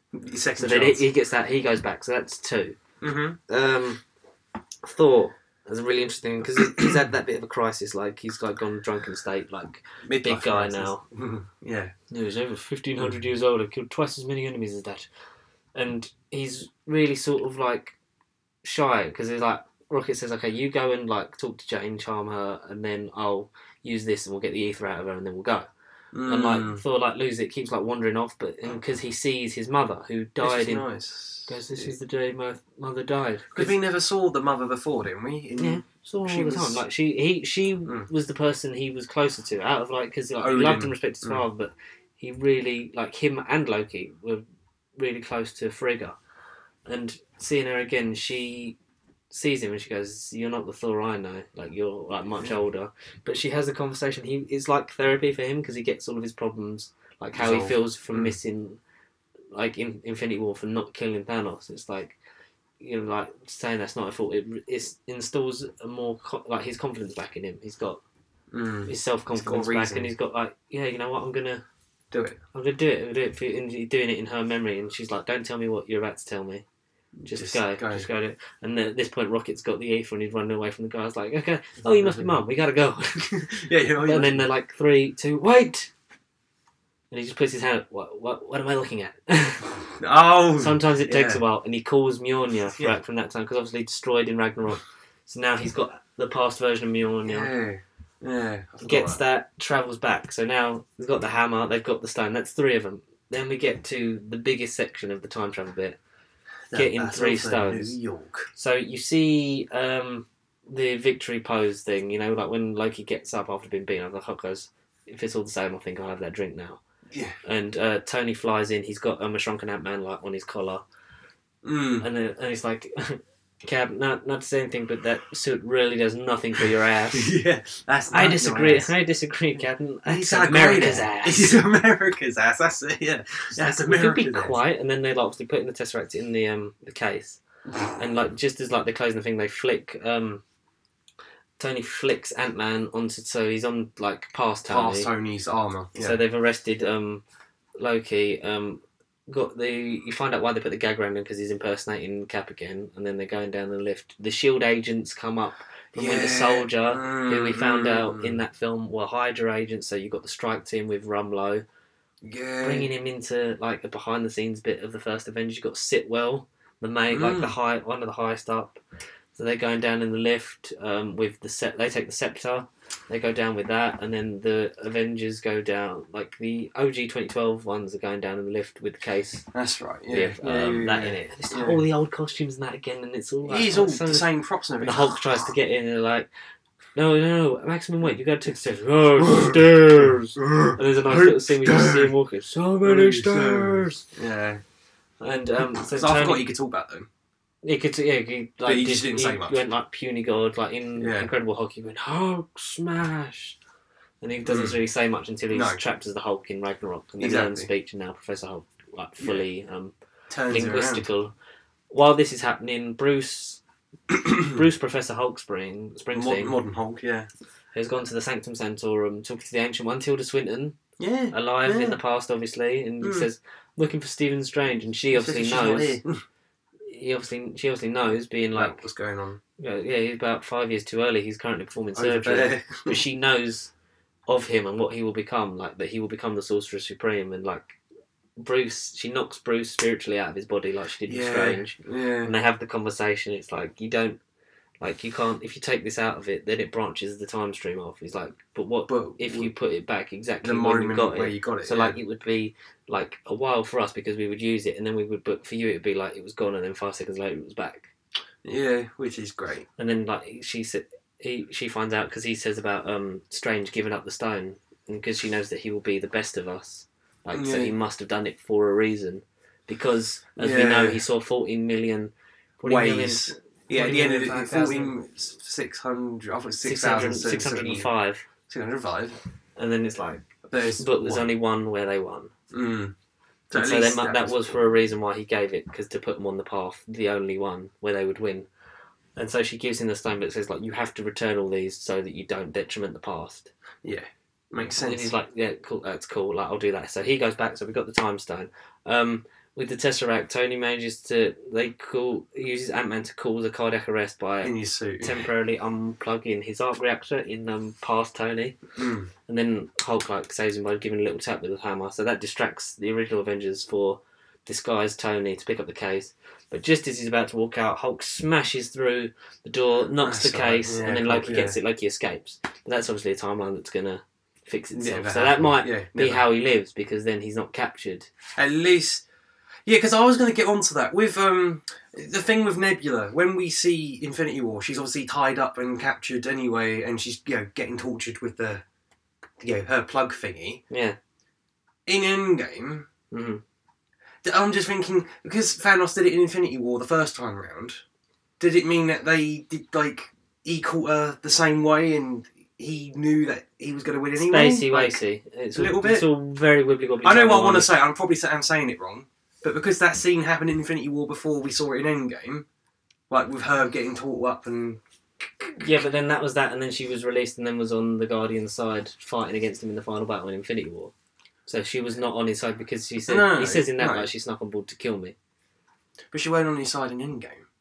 I'll say she wasn't on his side in Infinity War or Endgame. No, I know that. It's not what I'm trying to say. I'm thinking more just about how Thanos knew he was going to win in Infinity War, because he might have already done it. Yeah, because it's from their point of view, these versions of Thanos, Gamora, and Nebula are from Guardians 1 before they met Chris Pratt. So everyone. She's still and you see how faithful, because Nebula is the faithful one too, like trying to please him, and it's just watching it through that and the linked footage back.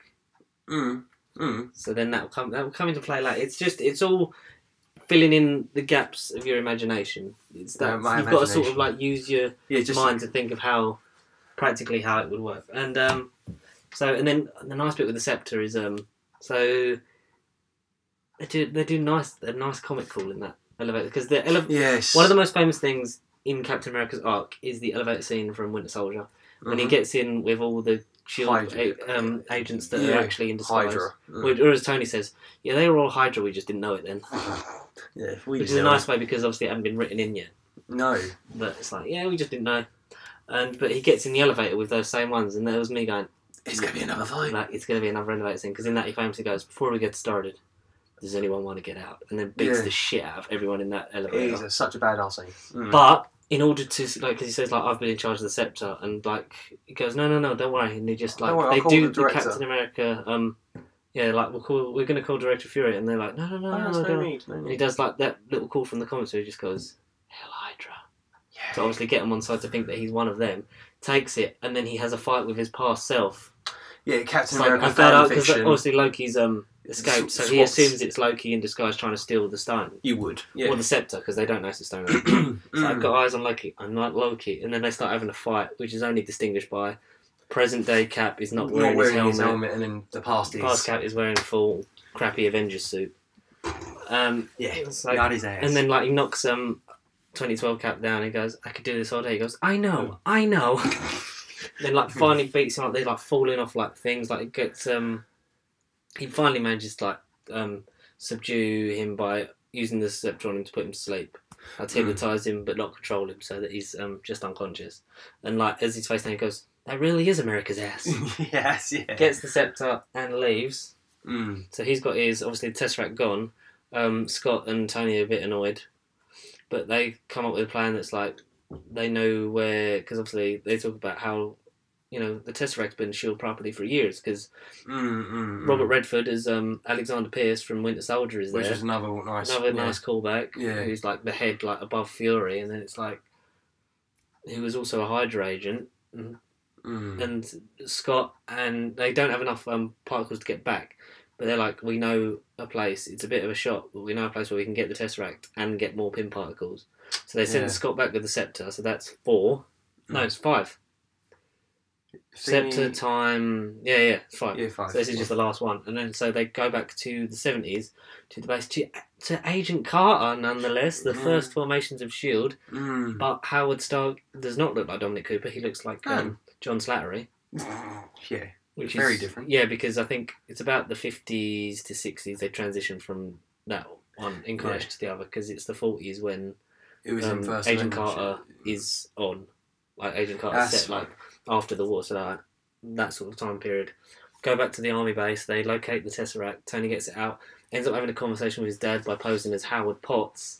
Yeah, clever. Yeah, Until they finally get, because you finally get a scene between, because there's not, obviously because his dad had died and you don't see a lot of flashbacks, apart from like the Civil War recreation, like you don't see a lot of time with Tony and his dad, and he always talks about it like he was negative and it was harder on me, but like he still taught me things, and even says it like in Jessica, he says to his dad like, you know, I thought my dad was tough on me, but I only remember the good stuff now. Yeah, and he did have some pearls of wisdom, and like drops one of his dad's sayings to him, and he's like a smart guy.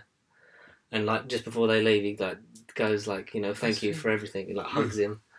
Meanwhile, Steve is collecting the pin particles from Dr. Hank Pym's lab, because that's before he left at the beginning of Ant-Man. The third time we've seen Michael Douglas de-age, this time with a fucking great mullet. Youngest. Yeah, and it's like, this package is glowing, and then like he gets up there, like gets the pin particles so they can now travel back to the future. And so you're telling me Back to the Future was based off bullshit? Yeah. How do you know how time travel works? Terminator, Robocop, Hot Tub Time Machine. Yeah, Hot Tub Time Machine. He gets that. He sees Peggy, like, because she's obviously the first director of Shield, and like he sees her through the glass, and he like you can just see him just looking at her because he constantly still has that compass like with her picture in it, and still remembers her because he's moving on, but it helps him to remember. Because when he was fighting like past Captain America, that's when he drops saw it. It's like, where did you get this from? They move on, and like they meet up in like the outside bit, and obviously like hugs his dad, and you see technically the first MCU TV character, because Peggy was in the films before she was in TV. So you see Edwin Jarvis, played by James Darcy, who is the inspiration for the Jarvis AI system in Iron Man, because he was originally the butler. Yeah. Of Howard Stark. Bit of trivia. Do I know him? Oh, you meet a lot of people, sir. Which is like, we got TV in the MCU. There we go. Something, at least. We got James Darcy. That's not the worst one we could have had. So. No, something. Yeah, worst one we could have had would have been Robbie Reyes. But, alas, so they travel back, realise that Nat's gone, they're all sad. Obviously Thor talks about, like, why are you saying, like, she's dead? Like, we've got the stones. It's like, it doesn't work like that, because she hasn't died because of the snap. Like, it's because of the stone. She's linked to the stone. Like, you had to die to get the stone. Yeah. Which is the same thing that happened to Gamora. But more on that later, because there is a way that Black Widow could be alive, the same way they infer that Gamora? Because they're the same way they infer that Gamora could be alive. With the ending. Did I miss it then? When I get to it, I will tell you. It's not theory material. It's something they've said in the film. It's in the film. You see it. Right. Okay. Yes, I need to remind you. And so they get back. They form the gauntlet out of an Iron Man glove, and which was cool. They say like, who's going to wield it, and they're like, they're all arguing over it. Like, we should at least discuss it. And then the Hulk goes, no, like it nearly killed Thanos. Like it has to be me. I'm the biggest one. And the thing is, I thought the Hulk was going to be the one to do it anyway. I personally sort of not got that. Because he's like Thanos size anyway, exactly. and he says like the majority of the radiation signature is gamma, and which I was like, typical. Who knows gamma better than Dr. Bruce Banner? It's made for him. Yeah, and he does get burnt, like, so he snaps like to reverse it. And he does get burnt like Thanos, but like he doesn't get like shriveled up arm. It's just like he's got loads of burnt skin, and you see him later on just with the sling on. So it's like it's almost like he's injured and he's going to get better. It's like, did it work? And then like straight after, Hawkeye gets a call from his wife, and then birds are back and there's things, but like the whole time, fake Nebula from the past has opened the portal to bring Thanos from the past into the future. Because he Yeah, knows. Because now they've essentially gathered all the stones for him. exactly. 'Cause they're all It's in one reverse. It's the War of Infinity, not Infinity War. It's War of Infinity. So he's up. Mm. His ship's up there. They don't notice, and it's all happy. And then the missiles, and they just all explode like the Avengers facility is just brought to dust. Scott is like, I think we've won, or he says something stupid like, I think we did it. Yeah. And like he shrinks just before like the explosion hits, and then like it's all down to the lower levels. The only ones that are up top with Thanos are Thor, Iron Man, and Captain America. Brilliant. And so Thanos says to Nebula, "Bring me the stones." What are you gonna do? I'm just gonna wait. Like he just puts his sword down, just sits and just waits. Yeah. And so down in the lower levels, like Hawkeye's down there. He's found the gauntlet. Like he's in like one of the tunnels, like right at the bottom where the water pipes are. You've got Rhodey being trapped. They're trapped under rubble. Him and Rocket. Obviously, he's out of his suit. Yeah. Because like he hasn't got the use of his legs, so he's trying to save Rocket while the water level's rising, and Hulk's trying to hold up the rubble. And like they're like, we need help down here. And Scott's like, I'm coming. Like he's like riding down. It's like I can help. And you just have those three up top, and it's just like, even though it's just them three, it's like the ultimate face-off. And they're just because they're the ones that weren't together. They are the best trinity of characters, and they weren't together last time, and now they're all here together. For Thor, Iron Man, Captain America. Yeah. Because the only reason that the Avengers lost is because that they Iron weren't. Man wasn't with the rest of them. True. So they start fighting him because, like, first it's like they go to Thor, like, what's he been doing? Just sitting there. And then Thor goes, let's kill him properly this time. Yeah. Puts out both hands, summons Stormbreaker and Mjolnir. Which was amazing. Yeah. Yeah. Fully suited up. He's now got like a plaited beard, and he's like Still long it. Yeah, he's gone back to his classic look, but he's like got his mojo back. Yeah, I think he's got obviously his mojo from his mother. Mojo. Give him that little pep talk. They start fighting, and they just like start throwing stuff at him. It's like, we're still, because he says like, I'm gonna, this time, like I've learned, like I can't leave people like you alive because it will just like invite people to try and put it right. That's right. I'm gonna start the universe from like raise it to like nothing, and then start it again with people that have no concept of what came before, only what they have now. And then they just literally like they just strap themselves in, and they're just like, let's kill this bastard. And they just start trying to wail on him, but he's like beating them. He's got the spinny double-bladed sword, and they're sort of like getting their asses kicked, but not. And Ant-Man's still on his way down, and it's just like that intense scene. It's just 4 characters. Yeah, it's so intense. Badass dude. Thor like throwing Mjolnir, then throwing Stormbreaker, and then like hitting Mjolnir with Stormbreaker, like. Captain America with his shield, full Captain America gear, with the bloody scales on his uniform from the comics.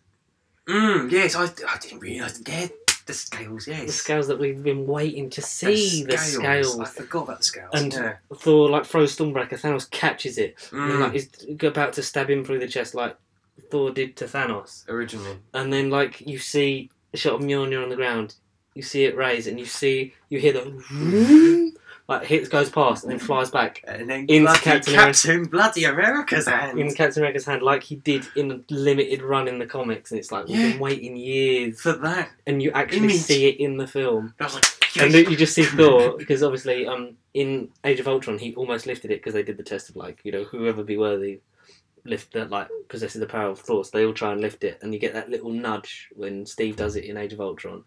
And then you see Thor's face. Because I swear that was from another film where they did talk about, Captain America might have been the one worthy. Because it wasn't even in the first Avengers or Age of Ultron, where they're at the party at the beginning. But it's not an action scene. And he's like... it's in Age of Ultron, when they're trying to lift... Yeah, that's the thing. That's the scene where they're trying to lift it. Yes, that's where that was from, That's what I'm bloody talking about, son. Yeah, I'm just curious. And then they start talking about, if they put the hammer in an elevator's not worthy. And like it's just Thor's face, he's smiling, just beaming. He goes, "I knew it." Now you got like, and he's summoning the lightning and throwing. And there's this bit where it's just Cap, and he's just beating Thanos. Everything, just beating him down, having his real moment. Yeah, and then like as they're trying to get the characters to turn, like you've got fanboy. You've got 2014 Gamora being convinced by present day Nebula, and then they go to find. Past Nebula, who's like taken the gauntlet off of Clint, he goes, "Oh, I know you. Hold this." And then it's like, and then she talks about father. He's like, "Wait, what?" And then like he gets the gauntlet back, runs it up like he's shooting off like the space. Come and get some space dogs from Infinity War. I don't remember what they're called. Outlanders. Yeah, that's what they are.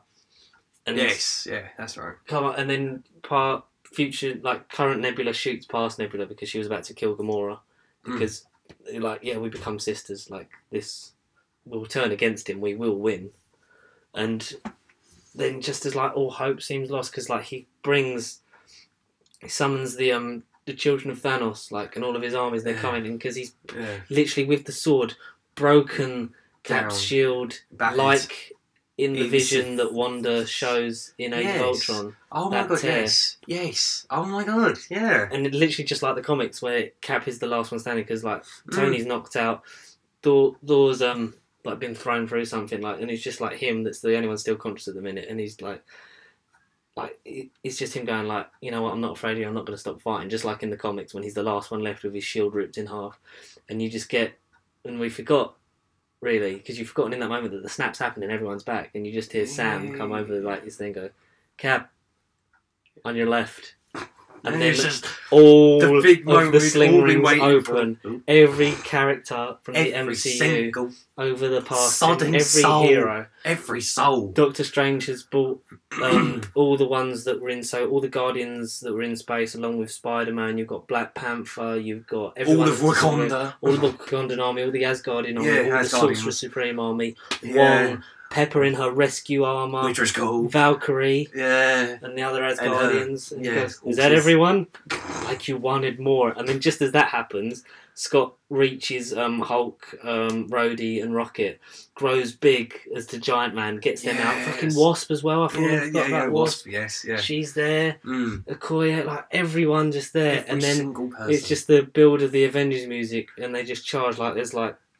Cap's like tightened his belt, and then they're like charging into each other, and it's just a full-on fight. And Hawkeye's still got the gauntlet, and he's running, and it's a nice callback to Civil War when he to Black Panther goes, "We haven't met yet. I'm Clint. I don't care." Oh yes, that's it. When Black Panther lands, goes, "Clint, give it to me." Yeah, give it to me. And then gets caught out, and then it's like that sort of like classic thing of like tossing it like further to the next one, and then like throwing it to Spider-Man. It's like a game of chase. Yeah. Spider-Man nearly gets caught out, like they boost him up, and then like he gets on Valkyrie's like, "Hey, nice to meet you."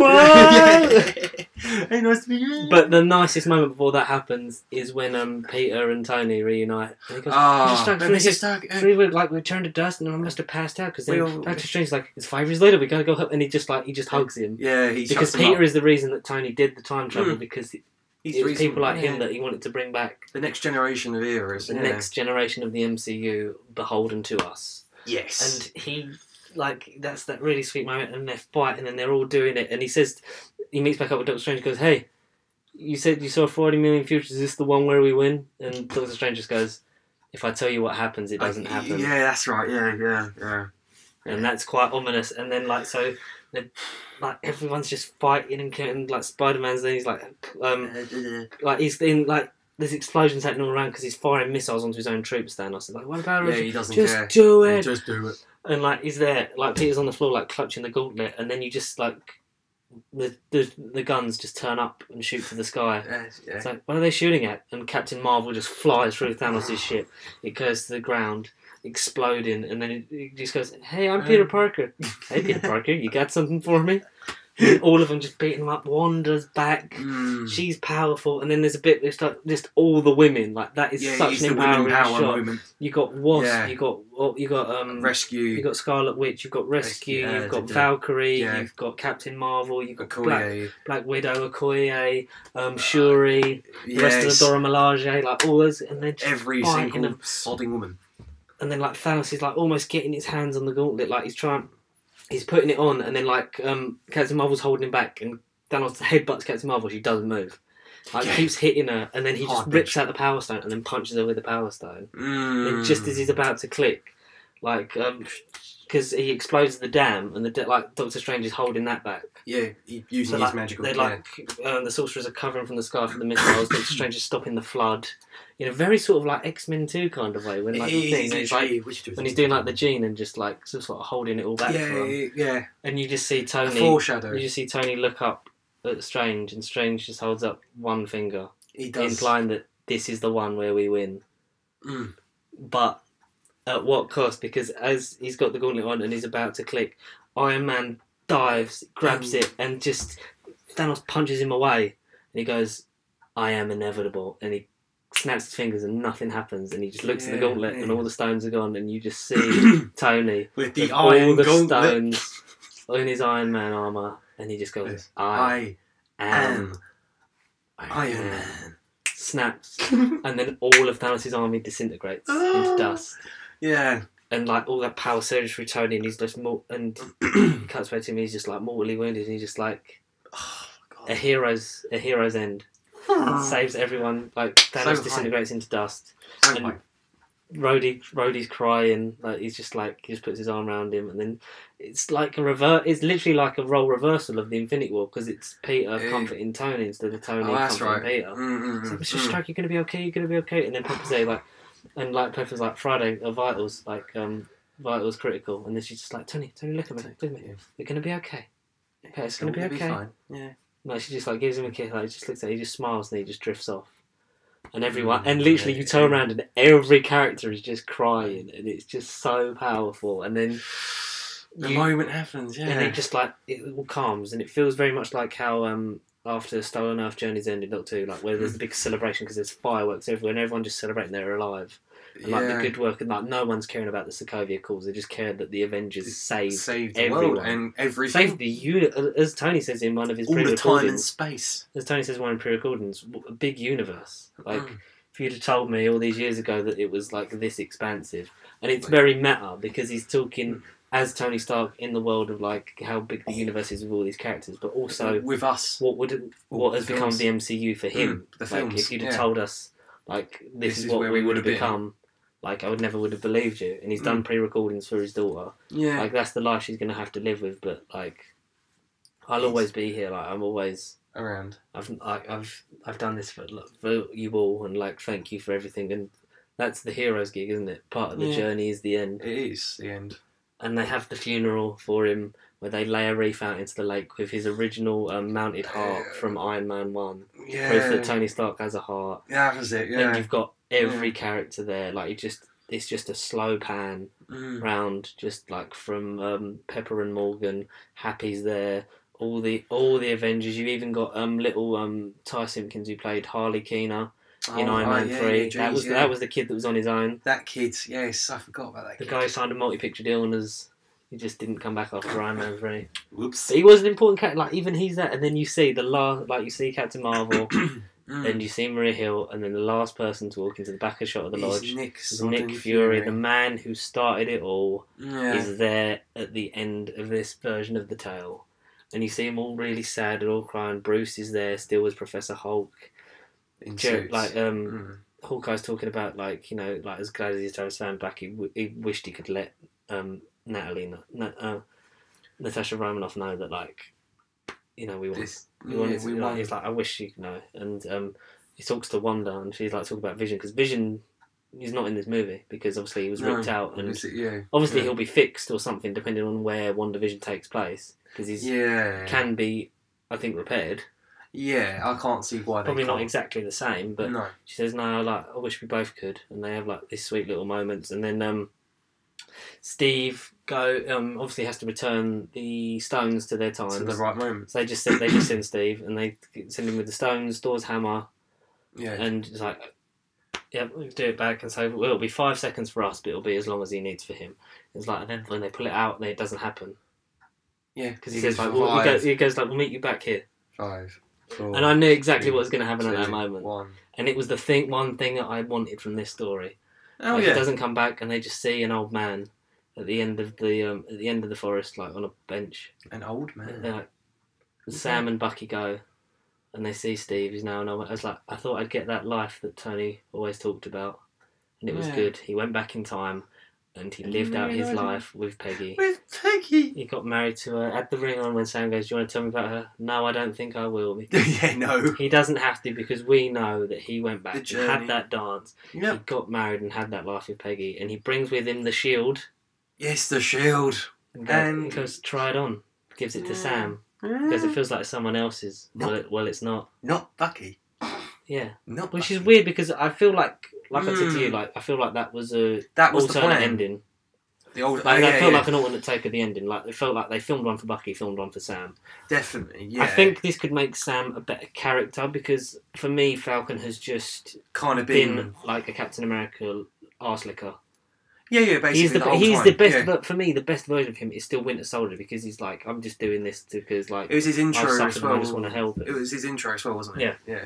Yeah. Whereas in like Civil War, in like Age of Ultron and stuff like that, he's just sort of been like wanting to be like follower. Yeah. Mm. But I feel like this could help Sam, and even Sam and Bucky's relationship grow, because they've sort of been just competing best friends. Exactly. Yeah. Quite. I feel like it's a bit, of a sidestep, because I feel like but then, like you said, subverting expectation, because the obvious choice was Bucky. Yeah, but then it wasn't. It wasn't just because it was the obvious choice, but for me, something. I think it's just because it's MCU Bucky. I know Bucky in the comics. They both have had runs as Captain America in the comics. I know Bucky, I presume, was a lot longer than Falcon, because Falcon is I think more Bucky was recent. I think Bucky was just first. But I think it's just MCU Bucky. There was just something about MCU Bucky. I just wasn't keen on him as America. I was, especially after Civil War, because he had such a growth arc, and there was like a real sense of like they're building this up for he's going to take over. But obviously now they have changed their mind. Sam is the new Captain America. Hopefully that gives Anthony Mackie a lot more to work with. That gives him another person of colour as a leading superhero. Now, not just the sidekick. He is Captain America. He is the symbol of America now. With Black Panther, the future of the MCU. He's been promoted. Looks bright. Thor relinquishes reign of New Asgard, gives it to Valkyrie, because he says she's a better leader than he could ever be. Yeah. He's like, and he says, besides I've got a ride, goes and gets in the Guardian ship. Now, the link to the Soul Stone regarding like whether Black Widow's actually dead, because obviously the Guardians of the Galaxy are back alive. Yeah. We know Guardian 3 is coming. Yeah. Thor's going to be in it, because he's now hanging out with the Guardians. In their ship. Yeah, it's going to be cool that he has Guardians of the Galaxy back together again. But what he's searching for before he's the map, he's got Gamora, like on the same thing of like the toll counter on the after the snap. Yeah. But all it says is searching. So she's out there, whether she's alive or not. So because she died the same way as Black Widow. Maybe if they do a like sort of like Search for Spock-esque Guardians 3, because that's what happened in Star Trek 3, wasn't it? They went and found Spock's body and brought him back. I feel like it's going to be sort of like that kind of thing. Oh, so it's possible if they died the same way, it's possible for Black Widow. Missed that then. Alright, but okay. Yep, Thor's off with the Guardians of the Galaxy. There is no post-credit scene. No, but just a sound effect. Which... It's just Iron Man building his first suit. And the credits like starts with Don Cheadle, like, because they did the thing with like they do all the starring, but they saved it and they did the original 6 Avengers last, but they did it so that it was a silhouette of their character with like screenshots and like footage of them like in the Avengers film. So you got like silhouette of like Jeremy Renner came up with his name, came up with his autograph first and then his name. Did that for all of them, and then the last one is Robert Downey Jr. Full silhouette as Tony Stark with the Iron Man footage behind, autograph, and then it's just like a nice big thank you of like doesn't even do a like so and so will return. It is literally it is just thank you. Yeah, just like cut to black, and this is which is why it seems like such a natural end to everything, not just the phase, but just the phase and the Infinity Saga. But Spider-Man: Far From Home, which comes out in July, is the end. We are okay with it and also annoyed. I'm annoyed for the purely fact that it's like this is like the natural like end. This is the natural. So it's going to be weird that it's like we said, what can they? How can it top it off? Because it's going to probably tie up, because Nick Fury's in it. I assume it's going to be the last sort of association with this version of Shield, and then it will just drift off into it'll become its own thing in progressive films, like phases. Later on. Yeah, but excuse me. But also, it makes sense because after Spider-Man: Far From Home, we do not have an MCU film for at least a year. Yeah, that we know. And it would nothing. not. It would be a bit stupid. Nothing. Like, okay, we finished phase 3, we started phase 4, and now we're having a year off. Yeah, exactly. It would make yeah. So it does make sense, but it doesn't. It's just the OCD level of us thinks this This would be it. should have This been is the it. end. Yeah. This can be the end, but it feels so. Then Spider-Man: Far From Home is like the post-credit scene, almost of Exactly. Endgame, Be like a pudding. because apparently it takes place directly after. Home. Well, is it? No, it's Endgame. It's got to be after Endgame. Yeah, it's isn't it? literally directly after Endgame. It's Far From Home, and which is weird because now everyone's 5 years older. Yeah, and then like you said, they've matched up Spider-Boy Tom Holland to match up with His own age, because now he's like. But then he's still in high school, so I don't know. Maybe he's in that age. He's just for. We don't know because the main aim was like Tony said, like I want to bring back everyone that was gone, but I don't want to lose what I got in the future. Because now Ant-Man's daughter's aged up. Yeah, Ant-Man's daughter is aged up. But but Hawkeye's family is still the same age they were when they went. Oh. Okay. But then I think they're doing that just for the legacy thing of like, you know, if Cassie gets more involved in Ant-Man sequels, or like the Hawkeye TV show, if his daughter then becomes like the Kate Bishop-esque passing the baton of like being the Hawkeye name. You just don't know. I see. But they've probably done that intentionally because I was thinking, oh no, they've got themselves in the corner. But yeah. So now we're at a point where we know that Phase 4 slate will be announced. Probably soon. Yeah. But I wouldn't be surprised if it was the summer for Comic-Con. SDCC. Yeah, exactly. Because they might just wait for Far From Home to drop. To get that out let of the dust settle. And then teasers for the post-credit scene. Shang-Chi is definitely happening. First Asian-led superhero film. Shang-Chi. Shang-Chi? Yeah, it's like this martial arts thing. I don't know Shang-Chi. It's a really obscure run, I think. Okay. They said, that that's been fast-tracked, so that's definitely in Phase 4, if not starting it. Eternals, we know that they've been talking on about that. Speculated. Yeah, so that's probably in the definitely happening, probably will get announced. Guardians 2021, we know that's when it will start, even though they could just pick up production straight away, because they were deep in pre-production when they sacked James Gunn, but now he's back on board, so that will be 2021. Black Widow, is that a prequel? Exactly. We will find out. What is it? What is it? Obviously, with the Fox stuff, you're going to get eventually X-Men, Fantastic Four, X-Men versus Avengers. I believe Cosmic Avengers, just because Carol, like they've said, like how Carol is going to become like the Captain America, like the forefront of this new era of the MCU. Doctor Strange sequel that is sort of going to happen, but and have Namor in it, which is cool. With Namor, I would like Namor. Black Panther sequel, I'm up for that. Yeah, why not? They all sound quite diverse and different. Yeah, well, like they said it's going to be a different way of telling stories now, which I'm totally fine with. Oh yeah, because we've had enough of, and the good thing is like we had enough of that, like them all being different, so that when you went back to an origin story like Doctor Strange, it's been a while. So like yeah. But I feel like we're only going to build to something bigger, and I think the only big thing you can build to now is Galactus. We've said it for weeks. Yeah, Galactus. I can't really think of a other threat really than Thanos. Other than Galactus, other than Star Fox, his brother. CGI Cloud. Just something better than CGI Cloud. Well, yeah, because he'll actually be a person this time because he's a Celestial. Just a nice giant head. Nice Stan Lee cameo. MODOK. Oh, that'd be nice. They do a throwaway mention of Zola in the bit when they travel back with Howard. They did. Yeah. No, it was good. It was very good. 10 out of 10. Yeah, 10 out of 10. 11. It's an emotional roller coaster, especially for the people that have actually bothered and put the effort in. It is a big thank you in it, really. Yeah, and just watched everything beforehand. It is your present gift wrapped in a bow. It is. Thanks for sticking with us. Yeah. Here's what we've done. Here's where we're going. You can get off this ride if you want to, but there is more nonsense to come. Yeah. And I, for one, will be watching them until time runs out. Until the day I die. No space. Just until the day you travel back in time, become an old man, and pass your podcast microphone on to your successor. Yes. Who's your wacky sidekick? Wacky sidekick. There are other wacky sidekicks, but there's nothing more to say than thank you. Thank you, Kevin Feige. Thank you, Marvel. Thank you, Russo brothers. Thank you, every director that's been involved. Favreau, Whedon, Johnson, Kenneth Branagh. He said Kevin Branagh. Lou Luteriner, whoever did Hulk. Yeah. Shane Black, Alan Taylor, James Gunn.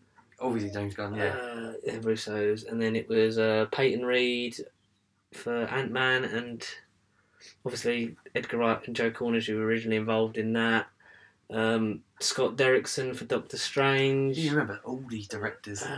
See, things like this. Taika Waititi. Taika Waititi. There's a kid on the TV who's called me a dickhead again, Thor. John Watts for Spider-Man Homecoming.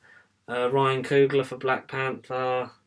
The two directors whose name I don't know for Captain Marvel, but that's only because it's just come out and I haven't remembered them yet, which is really bad of me. I'm sorry. Captain Marvel. It's a man and a woman, I believe. One of them's got a name, and one of them's got a second name. I believe. I'm just going to quickly Google it. Very quickly. But every character from Iron Man to Endgame, every person that's been involved in this process from the very beginning, thank you very much for creating such a vast original world, and more importantly, thank you to Marvel Studios, Kevin Feige, Anna Boden and Ryan Fleck. And thank you, Stan Lee. The Man Lee. Who has a brilliant cameo with his bumper sticker that says "Enough said." He gets de-aged to look like 70s Stan. So one of our last memories of him will be him as he was always. Envisioned. Thank you. Always. And thank you, dear listener, because this has been a long one. If you haven't seen it and you've listened to this, why? What have you done? Make sure you have not got everyone you go and see Avengers Endgame in the cinemas again now. and again and again. Will, if we get any emails, I haven't checked, but we're not going to do it because we're 2 hours in and we don't like doing the long ones. But we've had to talk about this film. Yeah, no, seriously, yeah, we can't. If we get emails, we'll do them next week. NerdBibleContact@gmail.com, @PaceTheSheep on the socials. Imagination, not limitation. Trademark as of hopefully next week. Soon we're gonna start getting more professional. Our social media is a bit more linked, and we just thank you for your support. Yes, and we'll see you guys on the other side. Stay pasty. You should have said that after I'd logged in. Well, all right. Say something else. Stay pasty. So, the only quotes I can think of are Deadpool 2, and I don't really want to say any of them. Deadpool 2? Can I have one of those guns? That's where your mind goes. No, just have this brick. Only best friends kill paedophiles together. That's your title for the video. No, it's been real, but yeah, too real. The saga has ended. Too real. But the moment was prepared for. It was. We'll see you in July, MCU. Yeah, Spider-Man coming for you. Goodbye. Bye. Rest in peace, Tony Stark.